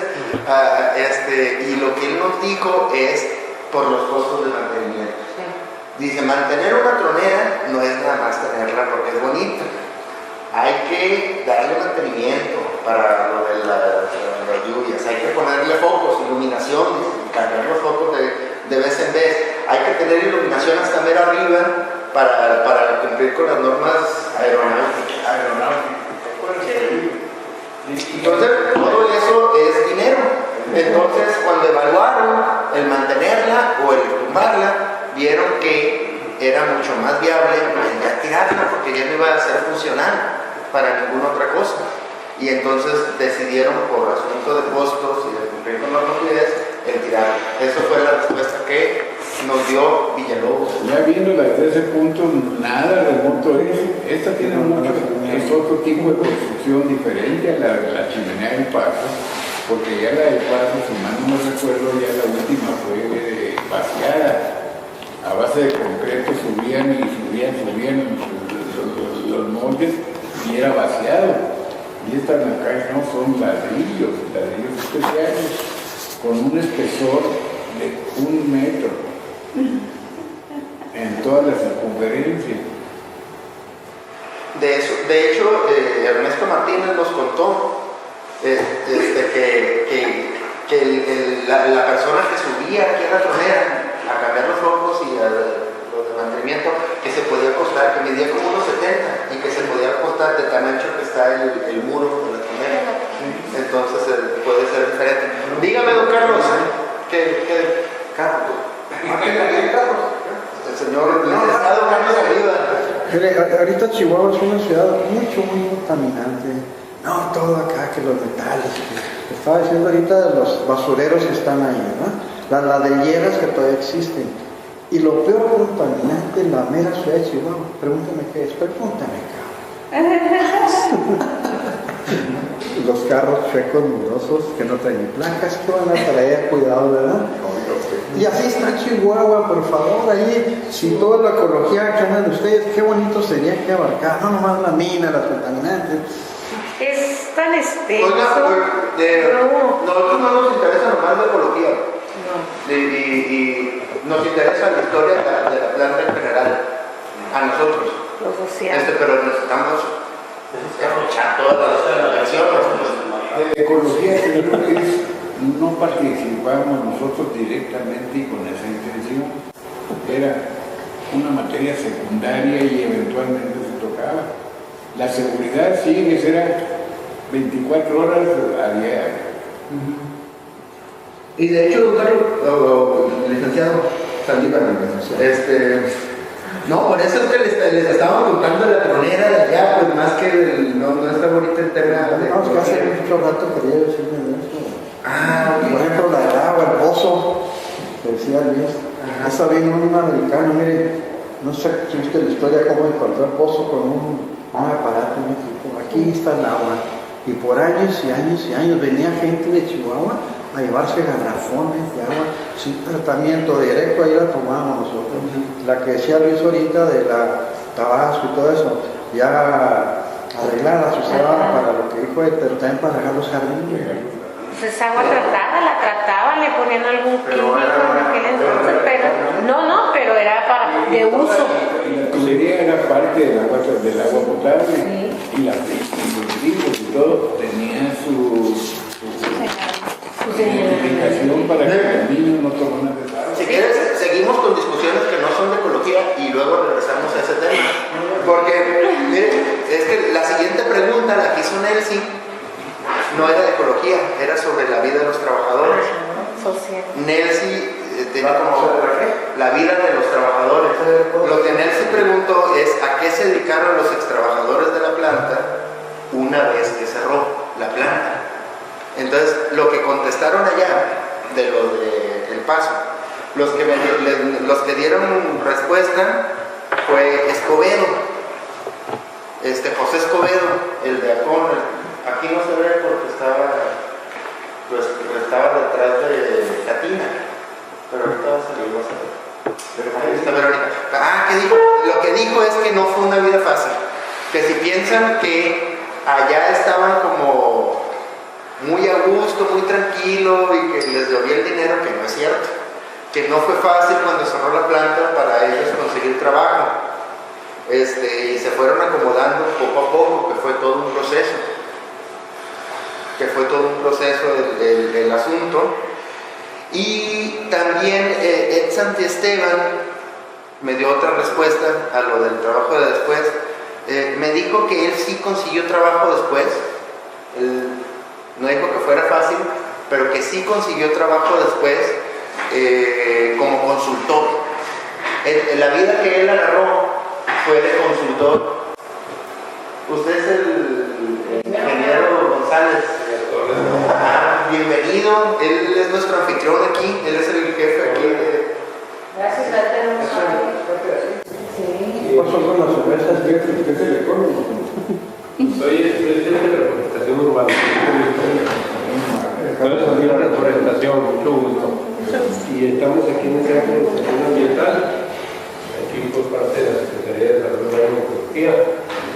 Bueno, me falta, pero termino. Mire, ingeniero, estamos ahorita discutiendo, ellos mandaron preguntas a la gente del Paso y ahorita les estoy contando las respuestas que hubo ayer en el... Fíjate que falta un detalle que no dicen lo que pasa.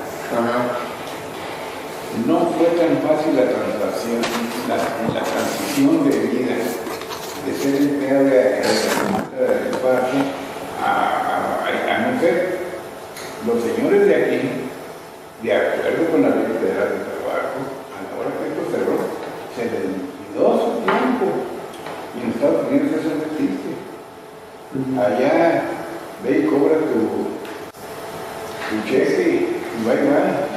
Bueno, ahí lo siento muy difícil, porque unos sí se fueron a pedir el apoyo al desempleo, ya que Estados Unidos van y piden el desempleo, pero otros duraron mucho tiempo sin trabajar y muchos trabajaron y trabajan actualmente en cosas que no eran lo de ellos. Ah, claro, ¿dónde no iban a trabajar?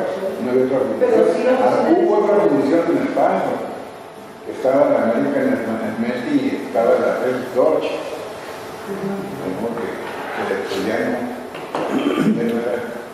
Y en la conversación también le preguntamos a Villalobos y él dijo que él consiguió trabajo como consultor y que después le ayudó a un amigo a hacer su propia fundición. Es una fundidora que es hasta la fecha trabaja en la...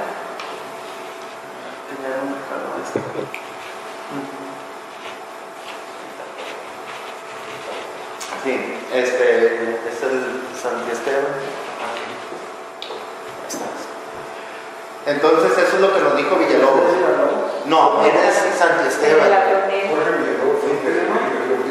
Él es el que fue en la sala para que tiraran la chimenea y que explicó todo lo del ácido que usted nos estaba explicando también, de cómo estaba ahí la chimenea en la base con lo del ácido que iba a contaminar el subsuelo y aparte cuando lloviera se iba a meter.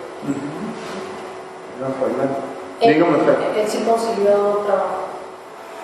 Él se consiguió chamba, sí. Y Villalobos también consiguió trabajo. O sea que sí, dicen que fue muy difícil, pero por el otro lado pues también vemos que algunos, por lo menos los que se acercaron para el seminario, sí consiguieron trabajo en su área. Y es algo que pues no se ve tanto acá. ¿O ustedes qué piensan? Pues yo no lo hemos visto. Por ejemplo, Durán, que era la fragua, trabajaba en la fragua, ahorita anda de Sevilla, anda empaquetando en la Soriana, en tiendas de autoservicio. Y había un aceitero, güero Pachichi, no se acuerdan de él. El güero Pachichi, este señor también, pues era aceitero él, y también anda empaquetando. Gente que era pailero, estaban encargados de un billar, gente pues que su pailero pues estaba especializado en hacer varios trabajos, ¿verdad? Y pues terminaron su vida pues no trabajando en lo que ellos pues dedicaron muchos años de su vida. Otros que tenían especialidad de electricistas consiguieron como electricistas de mantenimiento, como gobierno o con supermercados o cosas de... En mi caso, pues yo seguí trabajando. En lo que habían aprendido aquí, lo que podían emplearlo allá. Y fue una escuela, o sea, yo sí lo veo, yo sigo trabajando en lo que me enseñó la empresa, tanto como en el laboratorio y en lo que era mantenimiento, yo me sigo dedicando a eso. Y a lo que veíamos ahorita, yo estoy muy a gusto en mi trabajo de lunes a viernes, de 8 a 4, y que me dijeran, ¿dónde te prefieres trabajar? ¿Dónde estás o no? aunque el riesgo lo que tuviera, yo ¿Y vives aquí? no vivo. Pero Pero, pues blanco. Dígame. ¿Qué onda? No termino lo breve que voy a hacer ya para terminar yo. Dígame. En cuanto a eso, lo que decía Luis, que cómo, o la pregunta tuya, ¿cómo vivieron los trabajadores después de que se fueron? Es pregunta de hecho de Nancy. Bueno, todavía dentro de su trabajo, aquí la compañía tenía equipos de béisbol, fútbol, ¿sí? sí. Y contrataba gente para que trabajaran en la planta que fueran destacados deportistas y les daba todas las facilidades del mundo. Aquí hubo los mejores jugadores y entrenadores. Hay un campo, 2 campos deportivos, Mauro Álvarez y el Chito Martínez, los trabajadores de la empresa, y ya están hechos los campos. Entonces, ahora que dijo Luis sobre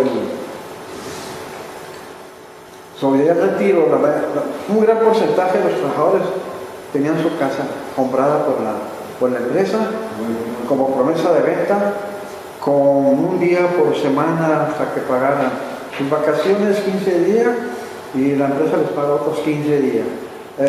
Otra de las cosas de la discapacidad esa que les platicamos. El Seguro Social establece que 3 días no se le pagan al trabajador. Pues aquí el primer día la empresa absorbía esos 3 días, obviamente todo lo hace el seguro, ¿verdad? Eso era. Luego el trabajador, para retirarse, el contrato decía que a los 19 años de trabajar se podía retirar, a lo mejor pedir su jubilación y seguir trabajando. Si completaba otros 19 años, magnífico, si no los que tuviera se les pagaba. Ya al último, casi al cerrar la empresa, todos los que se quisieron ir, les pagó no 20 días ni 3 meses por año, 40 días por año trabajando. Es una excepcional. Porque ya la empresa, como comentábamos el otro día, los precios de los metales, el plomo, la plata, se vino abajo, era incosteable, pero también se hablaba de que podía haber hecho la empresa de acuerdo con el sindicato. ¿Sí se ve quién era el líder del sindicato? Era muy importante eso, ¿verdad? Napoleón Gómez. Ahorita Napoleón Gómez Urrutia, el hijo. Gómez Urrutia es el hijo. No, Gómez Urrutia no es un Martínez Paz. No puede regresar aquí a México. Gómez Urrutia. 55 millones de dólares. Ahora que tocan el asunto del sindicato, en la discusión de allá, el asunto sindical lo vieron un poco, los trabajadores de allá, un poco con envidia, el hecho de que aquí se tuviera un sindicato tan fuerte, ¿no? Y dijeron que el hecho de que hubiera muchos mexicanos trabajando en la planta, pero mexicanos usaban de Ciudad Juárez y que vivían ahí cerca de la planta, es lo que ayudó a los trabajadores para que hubiera cierto sentido social, y eran los mexicanos los que allá en El Paso empujaban por los beneficios sociales de vivienda, de transporte, cosas que aquí ganó el sindicato. Entonces, nomás para darles una idea de cómo lo ven desde allá lo ven un poco como que los trabajadores estadounidenses se beneficiaron del conocimiento en cuanto a movilización política que tenían los mexicanos. Y vaya que los sindicatos empezaron en Estados Unidos. Sí, pero ellos veían por el No más que acá se les dio otro giro. Allá se vieron que eran lo que se llamaban allá las centrales obreras. Ahora, de tu pregunta, Ceci, no hubo mucha discusión, Sí. o sea, de comparación de estándares, un poco porque no teníamos los estándares mexicanos como para comparar. Que es una pregunta más técnica, Sí. entonces no hubo tanta discusión sobre este asunto. No, y también fue porque el grupo de investigadores no acudió. El de Se les ha entrado al doctor Pingitori, a la doctora Maya, a la doctora Alba Cobral, que se invitó a y no fueron los investigadores para poder hacer eso. Sí, pues mi pregunta más bien era en función de durante la operación, sí, o sea, como aquí ellos nos han comentado de que les hacían mediciones, sí, ok, Sí, entonces, o como este ingeniero comenta, de que si de haber sabido con anterioridad hubieran puesto primero la capa de concreto, yo dije, a lo mejor por estar en Estados Unidos ahí sí consideraron ese criterio. No, porque está igual que aquí, nada más ellos le pusieron la sellaron, ¿verdad? Y ahorita con los años hay partes de los jales que se ha ido cayendo. Pero fíjate que llegué a hacer un recorrido a Chris Seller, a Freud, por el lado de Juárez, Anapra y Naveano. Yo no conocía, sí conocía la zona, pero nunca había llegado al fondo porque me daba miedo. Pero como ya llevaba a los dos varones, me aventuré y llegamos al límite de México y Estados Unidos. Y el jale está en Estados Unidos y hay una reja y está la montaña donde fabrican ladrillo y están juntando, que el dueño es un americano, los jales americanos con la montaña, la tierra de la montaña y haciendo ladrillo. Nos sorprendió muchísimo. Ojalá estemos equivocados, pero esa fue nuestra percepción de los tres y tomamos fotografías. Le dan su arrancadita hacia la montaña de Jales, la montaña natural, y lo mezclan y hacen y procesan. O sea, lo están usando como materia prima. Sí, pero eso no se debe usar según para ustedes, sino es la escoria que se puede usar. Ajá, porque la escoria es inerte, porque ya está quemado el metal. La escoria no hay problema. El problema es el jal, porque el metal es vivo. Y me imagino que aún más problema que lo esté, o sea, y que cuando lo esté cocinando o cociendo el ladrillo, pues todo lo que ha emitido. Todo lo que está emitiendo, un estudio de aire, de atmósfera. Bueno, para regresar a las preguntas, dígame, licenciado.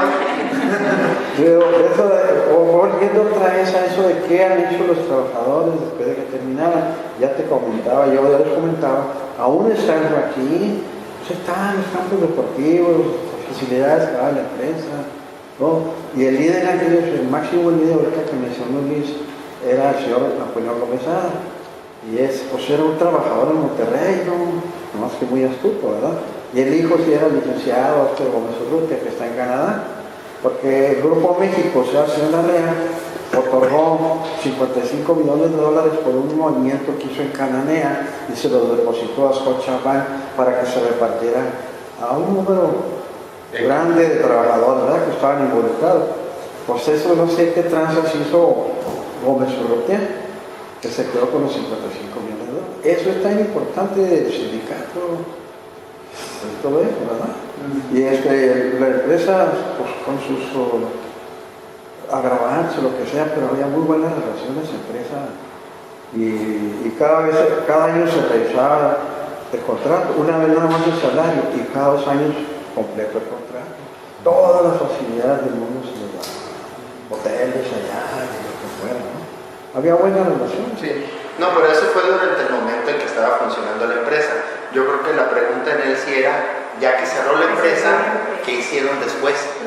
No, pues nos platique Luis, en cuanto a, tenemos un grupo como de 30 gentes, ya te platicamos, ya les hace otro día. Pues nomás véanlos cómo están. Ya ahí vamos a hacer un FBI, ya el jardín del abuelo aquí en la colonia americana.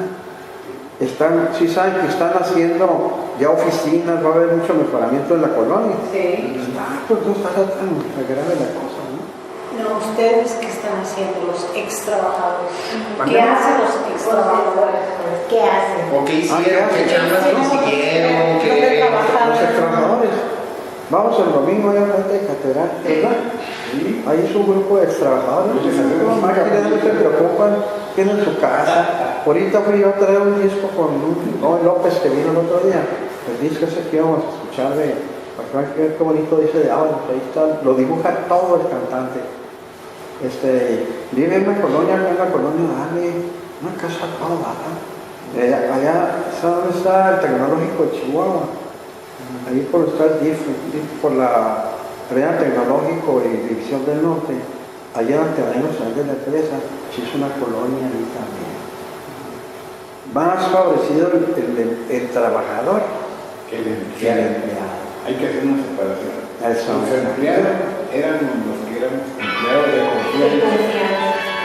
La confianza con la confianza que siendo aquí no, ¿verdad? Pues, pero eso también es importante que lo vea.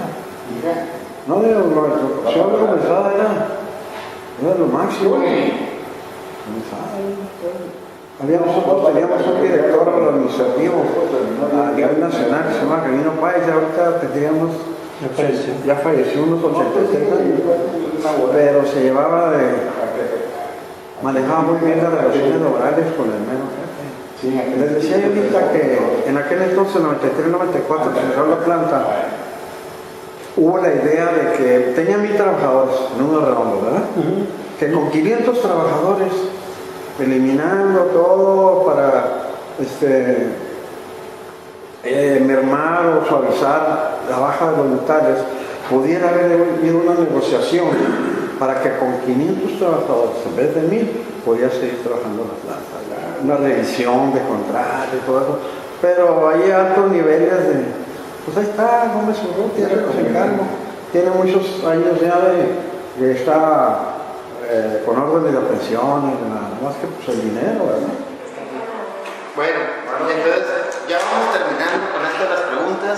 Algo que veo sobre esa pregunta, que soy externa a la gente de Ábalos, que la gente que salió jubilada, aparte de que le dieron que tiene su pensión, creo su jubilación y viven de su pensión, ¿no? Independiente. Sí, independiente. Está, pues ya, ¿de qué se preocupa? Aquí el caso que expone Soto es de la gente que no cumplió años para alcanzar una jubilación o una media jubilación si existiera. De hecho, cuando cerró la empresa sí nos dijo, nos dio la MT1 para una jubilación, una pensión parcial. Mucha gente sí la obtuvo. Del riesgo de trabajo que se pudo haber tenido por por ejemplo, si tenía ruido o el medio de trabajo que tenías. Muchos yo no lo ejercí porque yo sentí, no, pues como estoy chavo, voy a sentirme pensionado o ya con una pensión parcial, pues yo me sentía bien, pero la mayoría salió con una pensión parcial. No estoy pensionado. Sí. Ahora, ahí va en reversa la medalla de los señores. Yo, como empleado de confianza, yo tenía una aseguranza que pagábamos a la MetLife Insurance de Nueva York. Pero cuando ya no fuimos a American Airlines ni a Sarco Mexicana, se acabó.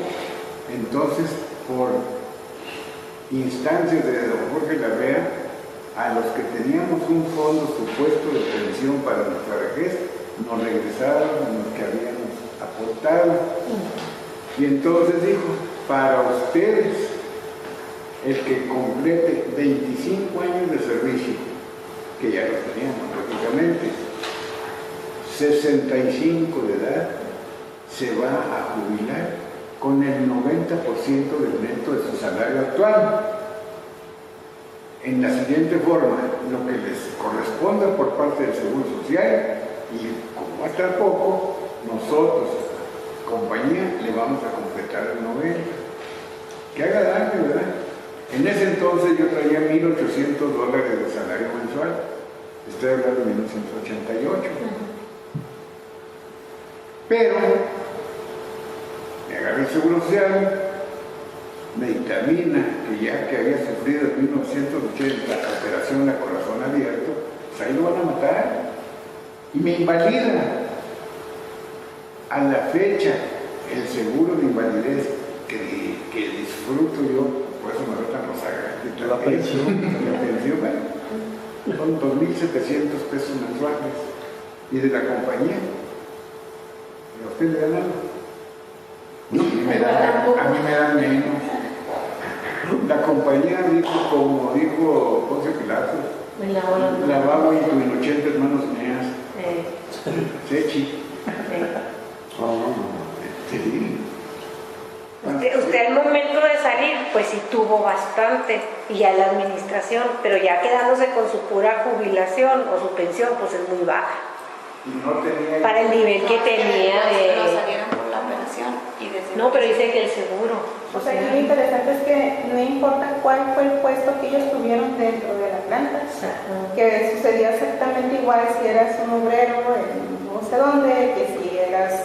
O puede ser obreros que estén mejor, a lo mejor, con mejor pensión que hice mención yo que un trabajador mío que manejaba, era el jefe de patio de las locomotoras, el señor Víctor López, nos dejó azorados cuando se liquidó y le dieron 600,000 pesos, fue lo que le correspondió, era sindicalizado. A mí la compañía me liquidó 36 años de servicio conforme la ley, 12 días al doble del salario mínimo regional por año de servicio. no, ni un peso más.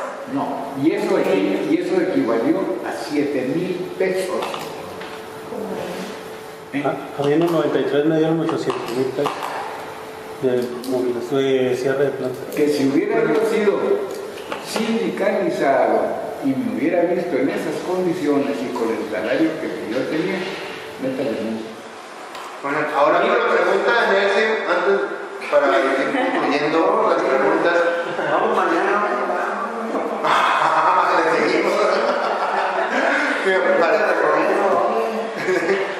No, para la pregunta de Nelson creo que nos pasó un poco lo que pasó con Ceci, que como Ceci habló abiertamente de procesos, nadie supo si eran procesos industriales, de monitoreo de epidemiología ocupacional o qué tipo de procesos te referías. Acá yo creo que tú te referías más a la desigualdad, ¿no? O sea, querías como ver si había habido desigualdad porque siento que hacia allá iba tu argumento, pero básicamente no lo puedo cuajar bien en la pregunta. Pero fue interesante escuchar lo que nos dijeron, ¿no? De que, pues, dentro de su propia vida ellos, el estadounidense, pues no la vieron, no fue que fuera fácil para ellos. Sí, más bien van surgiendo como ciertas cosas sobre el tema, ¿no? Una cosa es, bueno, esto que comentan ahorita, que hay una desigualdad de sindicalizados, no sindicalizados, que es una parte de esta vertiente, ¿no? Otra es eso, ¿no? Que es bueno saber que también ellos tuvieron que llevar un proceso de transición entre conseguir un trabajo y dejar el otro. O sea, creo que en ambos lugares la empresa fue una escuela, como aquí lo consideran, donde la gente aprendió muchísimos oficios, aprendió muchísimas cosas, pero una vez que cierra esta empresa, no hay otro lugar donde puedan directamente aplicar ese conocimiento, ¿sí? Entonces es bueno saber que allá también hubo ese proceso y pues que acá también, ¿no? Que en ambos lugares se hizo. No, algo importante que a lo mejor se nos está pasando. Mucha gente cuando nos liquidaron o que ya falleció al momento de que cerró la empresa, gente mayor, caudillo por decir, gente que activa de 80 años, todavía venía a trabajar, salía pensionada o salió jubilada al mes, a los 2 meses, la gente se fue.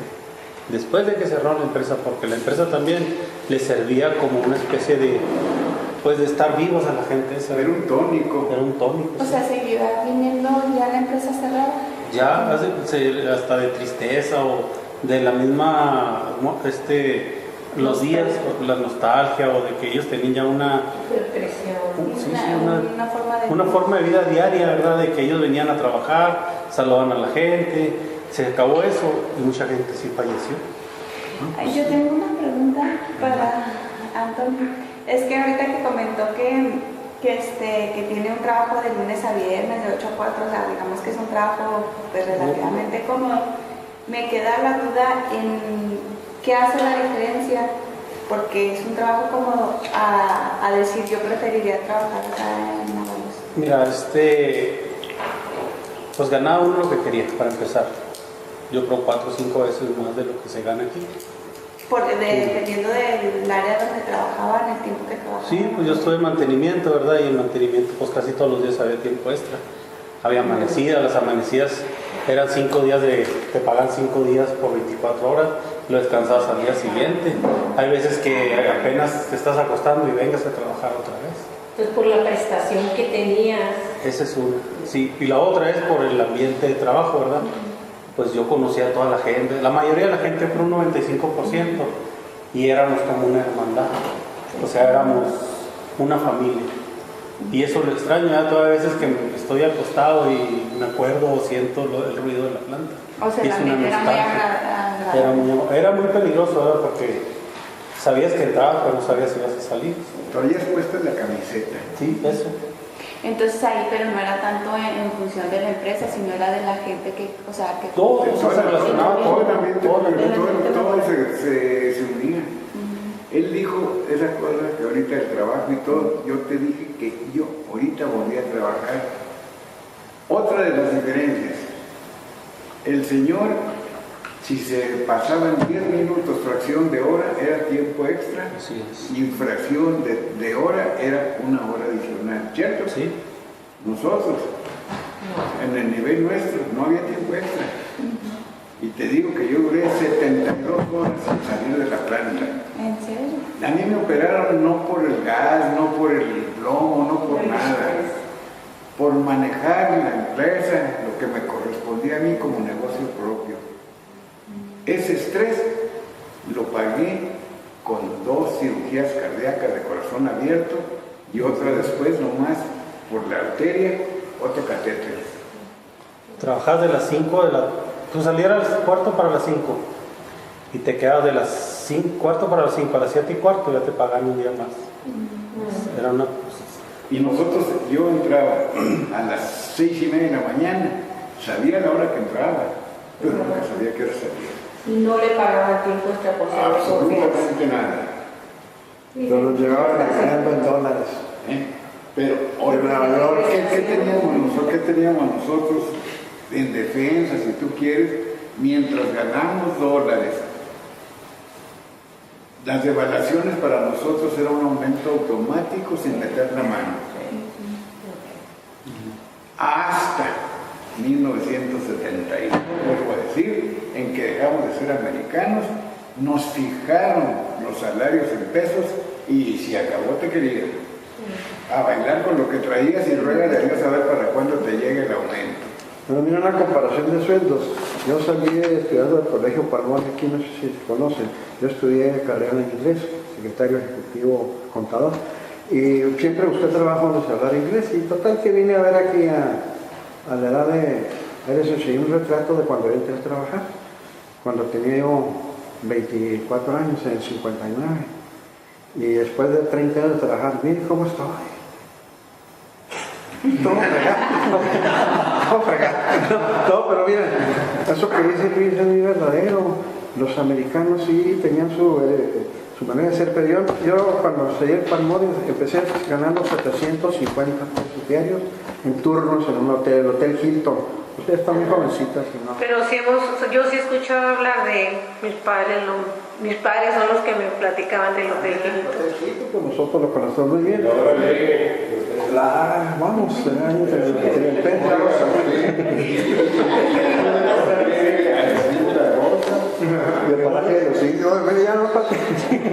entonces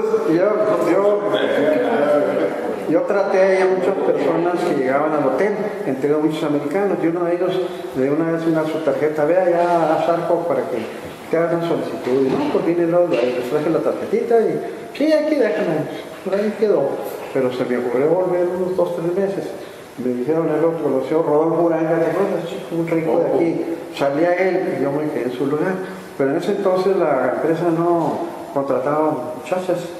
Entonces en vez de poner una recepcionista, me pusieron a mí de recepcionista. Supuestamente que yo era hombre. Pero fíjense, lo importante es que el dólar estaba en ese año a 12.50. Me pagaron $100, me dijeron, eso es mínimo, aquí no vas a cuánto es mínimo, $100, 1.250 pesos, casi me doblaron el salario, esto es lo que queda en el salario, ¿sí? Aún siendo pues de confianza, y ya los aumentos los venían en dólares, como decía Luis, ¿verdad? Pero hasta que... Pues, tengo un último comentario sobre las preguntas.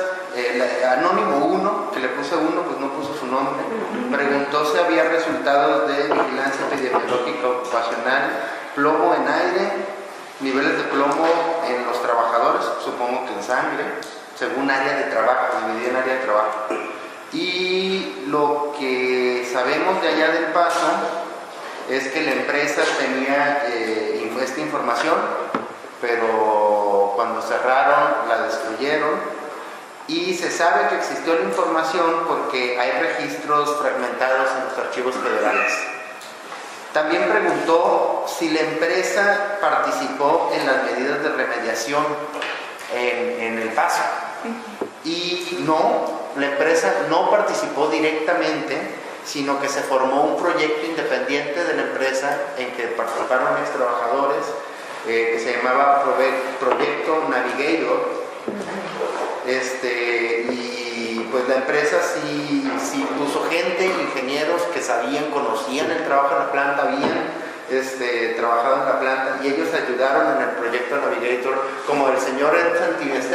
Él fue ingeniero y luego participó en un proyecto que pusieron entre la empresa y el gobierno para remediar todo ese asunto. Así fue, no la empresa directamente. Sí. Y finalmente preguntó que en Chihuahua, ¿por qué no se le exigió a la planta de remediación? Y lo único que nos dijeron, pues pregunten allá en Chihuahua. Así es, pregunten allá en Chihuahua, porque nosotros sí, ¿cómo vamos a saber lo de Chihuahua? Algo que nosotros sabemos es que la persona que es la dueña del sitio es la responsable de remediar. Aquí en México. Que es la dueña del sitio contaminado que hay que remediar. Sí, el sitio problema. Sí, la persona que es la dueña del sitio problema es la que debe de remediar. Pues eso fue más o menos lo de las preguntas. Esa es la razón que nos dieron con sus preguntas. Y pues ya para concluir, ¿algún comentario final sobre el futuro de Ábalos? No. En 1985, en septiembre, llovió más que esta temporadita que hay, ¿verdad? Entonces la empresa ya había empezado a comprarles casa a los trabajadores en la ciudad, y las casas que dejaban vacías aquí las iba tirando, entonces, o cerrándolas, las cerraron.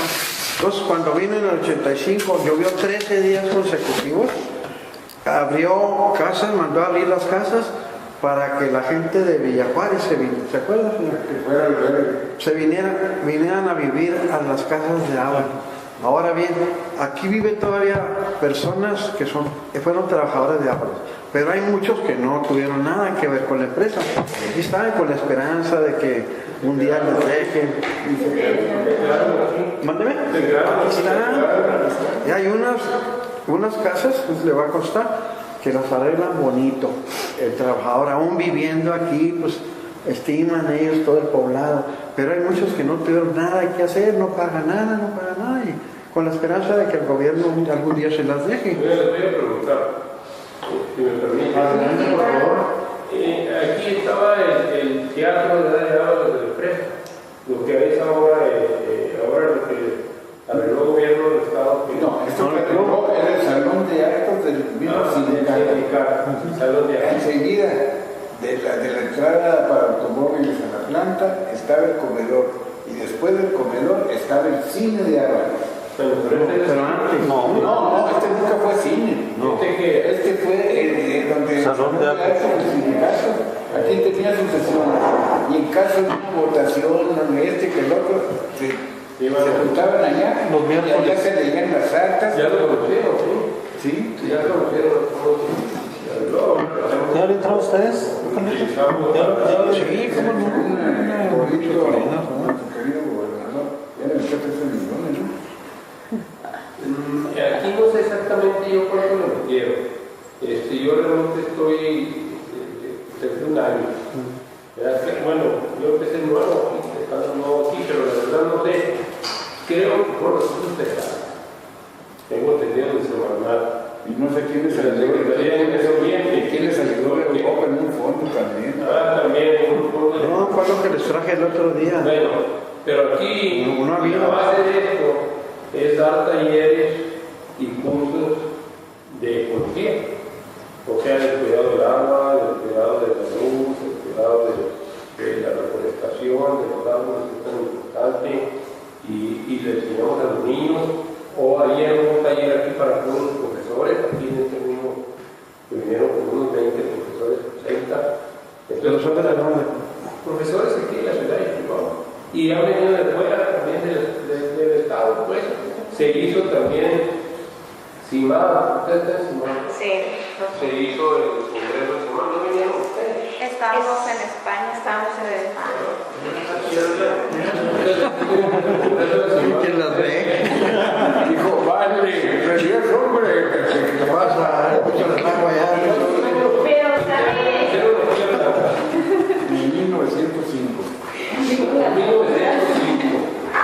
Yo quiero platicarles que mi familia es de Musquis, Coahuila, y mi papá trabajó en la planta de Nueva Rosita, que tiene una moneda igualita, idéntica de cuenta que estamos en la planta de Nueva Rosita. Conocemos En la parte de América del Norte. Era la parte de América del Norte, y él trabajó ahí en la Coahuila. Ese fue como un joven a estudiar Nueva York, por tanto que mi papá lo ayudó y se fue a estudiar y ya trabajó. Y cuando volvió, pues resulta que los americanos pues, hablaban inglés perfectamente, duró 6 años allá y comenzó a trabajar y fue el segundo superintendente de la planta. Pues hablaba muy bien inglés en primer lugar y luego era técnico de electricidad y mecánica. De allá venía el residuo de Rosita como su producto y el coque. Aquí. Era lo que decía Rosita no estaba. Rosita nosotros el coque que se quemaba aquí. Venía de Nueva York. Y ahí está el pueblo. A lo mejor usted lo conoce para González. Ándale, nomás vamos a hablar de Musquis. No. Madera, ¿no? Sí, son madera, mi abuelo que traía la madera y ganadero. Nomás eso. Todavía a estas alturas la empresa sigue aportando para la ciudad. Cuando la guerra. Hay mucha agua. Lo que hicieron se lo merecieron. Fíjese, ir a poner una cerradera en la sierra sin haber luz en aquellos años tan frío, tan difícil, sin carretera, ya no estaba con el ferrocarril. ¿Cuál es su segundo apellido? González de la Garza. De la Garza. Sí, pero mi papá era Muchos. y él trabajó con nosotros trabajando empleado en la planta en Nueva York. Mucho renombre. Sí. Y a mí me invitó el gobernador y yo nunca pensé que fuera. ¿Ustedes desde qué año reside aquí en Chihuahua? No, yo toda la vida, yo aquí nací. Entonces su abuelo, Juan González Musquis, era aquí. Y el abuelo era su papá. Sí. Juan González Musquis era su papá. Era compañero de cacería del profesor Cuello, que arreglaba los belices. Armando. No, también no, Juan. Sí, y como los Cuello, que arreglaban los belices. Arreglaban los belices. Entonces a mí, yo por áreas de destino, el gobernador Reyes Baeza, aquí había un departamento aquí en Chihuahua, que era el departamento de reforestación urbana, que se trata pues de tratar de reforestar y de que la gente tome conciencia de la importancia de los árboles. Y un día me mandó y me dijo, dándole de la gobernatura, dijo, necesitamos una gente que nos ayude en la cuestión de la reforestación, poner un vivero y trabajar en esto, hacer el equipo, y yo creo que pues me gustó, dije, voy a hacer algo, porque yo voy a poner a trabajar. Dije, no más me cansa porque yo soy ganadero, soy agricultor, de entrada y salir y todo, y por eso estoy aquí. Y luego entró este Duarte, y ya yo iba a renunciar. No quédate, necesitamos que quedes aquí, aquí estoy a sus órdenes. ¿Está el ingeniero Barraza todavía con usted? ¿Mande? ¿El ingeniero Barraza? Sí, el ingeniero Barraza me trabajé conmigo. Sí, yo soy el departamento, él está encargado del vivero. Del vivero, sí. Bueno, está encargado para que no se pase de entrar. Oye, y para... Bueno, No, para visitar la planta, esa la maneja el director del fideicomiso. Pero yo con mucho gusto, porque ustedes quieran,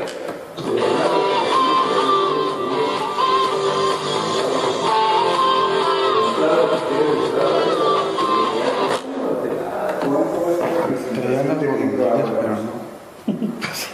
Pues hay un libro ahora, ¿no? Pues claro, si participamos nosotros en el laboratorio. Yo sé que por ahí anda el libro que yo lo he visto, pero me dijeron a mí que había escrito Ábalos, pero a mí no me llega. Bueno, compañeros, si no tienen ningún comentario final, yo creo que con esto podemos concluir y pues ahora sí irnos. La siguiente vez avisa con más tiempo. Y en otro lugar más. Tu teléfono, por favor, porque tú siempre con. Pero nosotros Como quién allá. Buen punto. Pero sí, según yo sí debe, en su caso, a su esposa le dio el teléfono. ¿Isabel? No, mi esposa es Beatriz. Beatriz, sí, Beatriz. Con ella dejé mi teléfono. Bueno, pero. Y si no tiene el paso Catina. Catina sí. Y hasta mi correo electrónico, porque Catina sí usa correo electrónico. ¿Cuándo los juntan, hombre? Pues no nomás para que se estén ganando. Ya, fuera de la bola, vamos a juntarnos socialmente. Pues eso estaría más a todo dar, hacer una reunión en la frontera, ¿no? Ahí no te invitan, ¿eh? Aunque no seamos de... Gasto pagado. Pero nos interesa la zona de agua. ¿Para qué vamos tan lejos si ya estamos aquí? ¿Verdad? Y todas las... Ya vamos a dejar de grabar.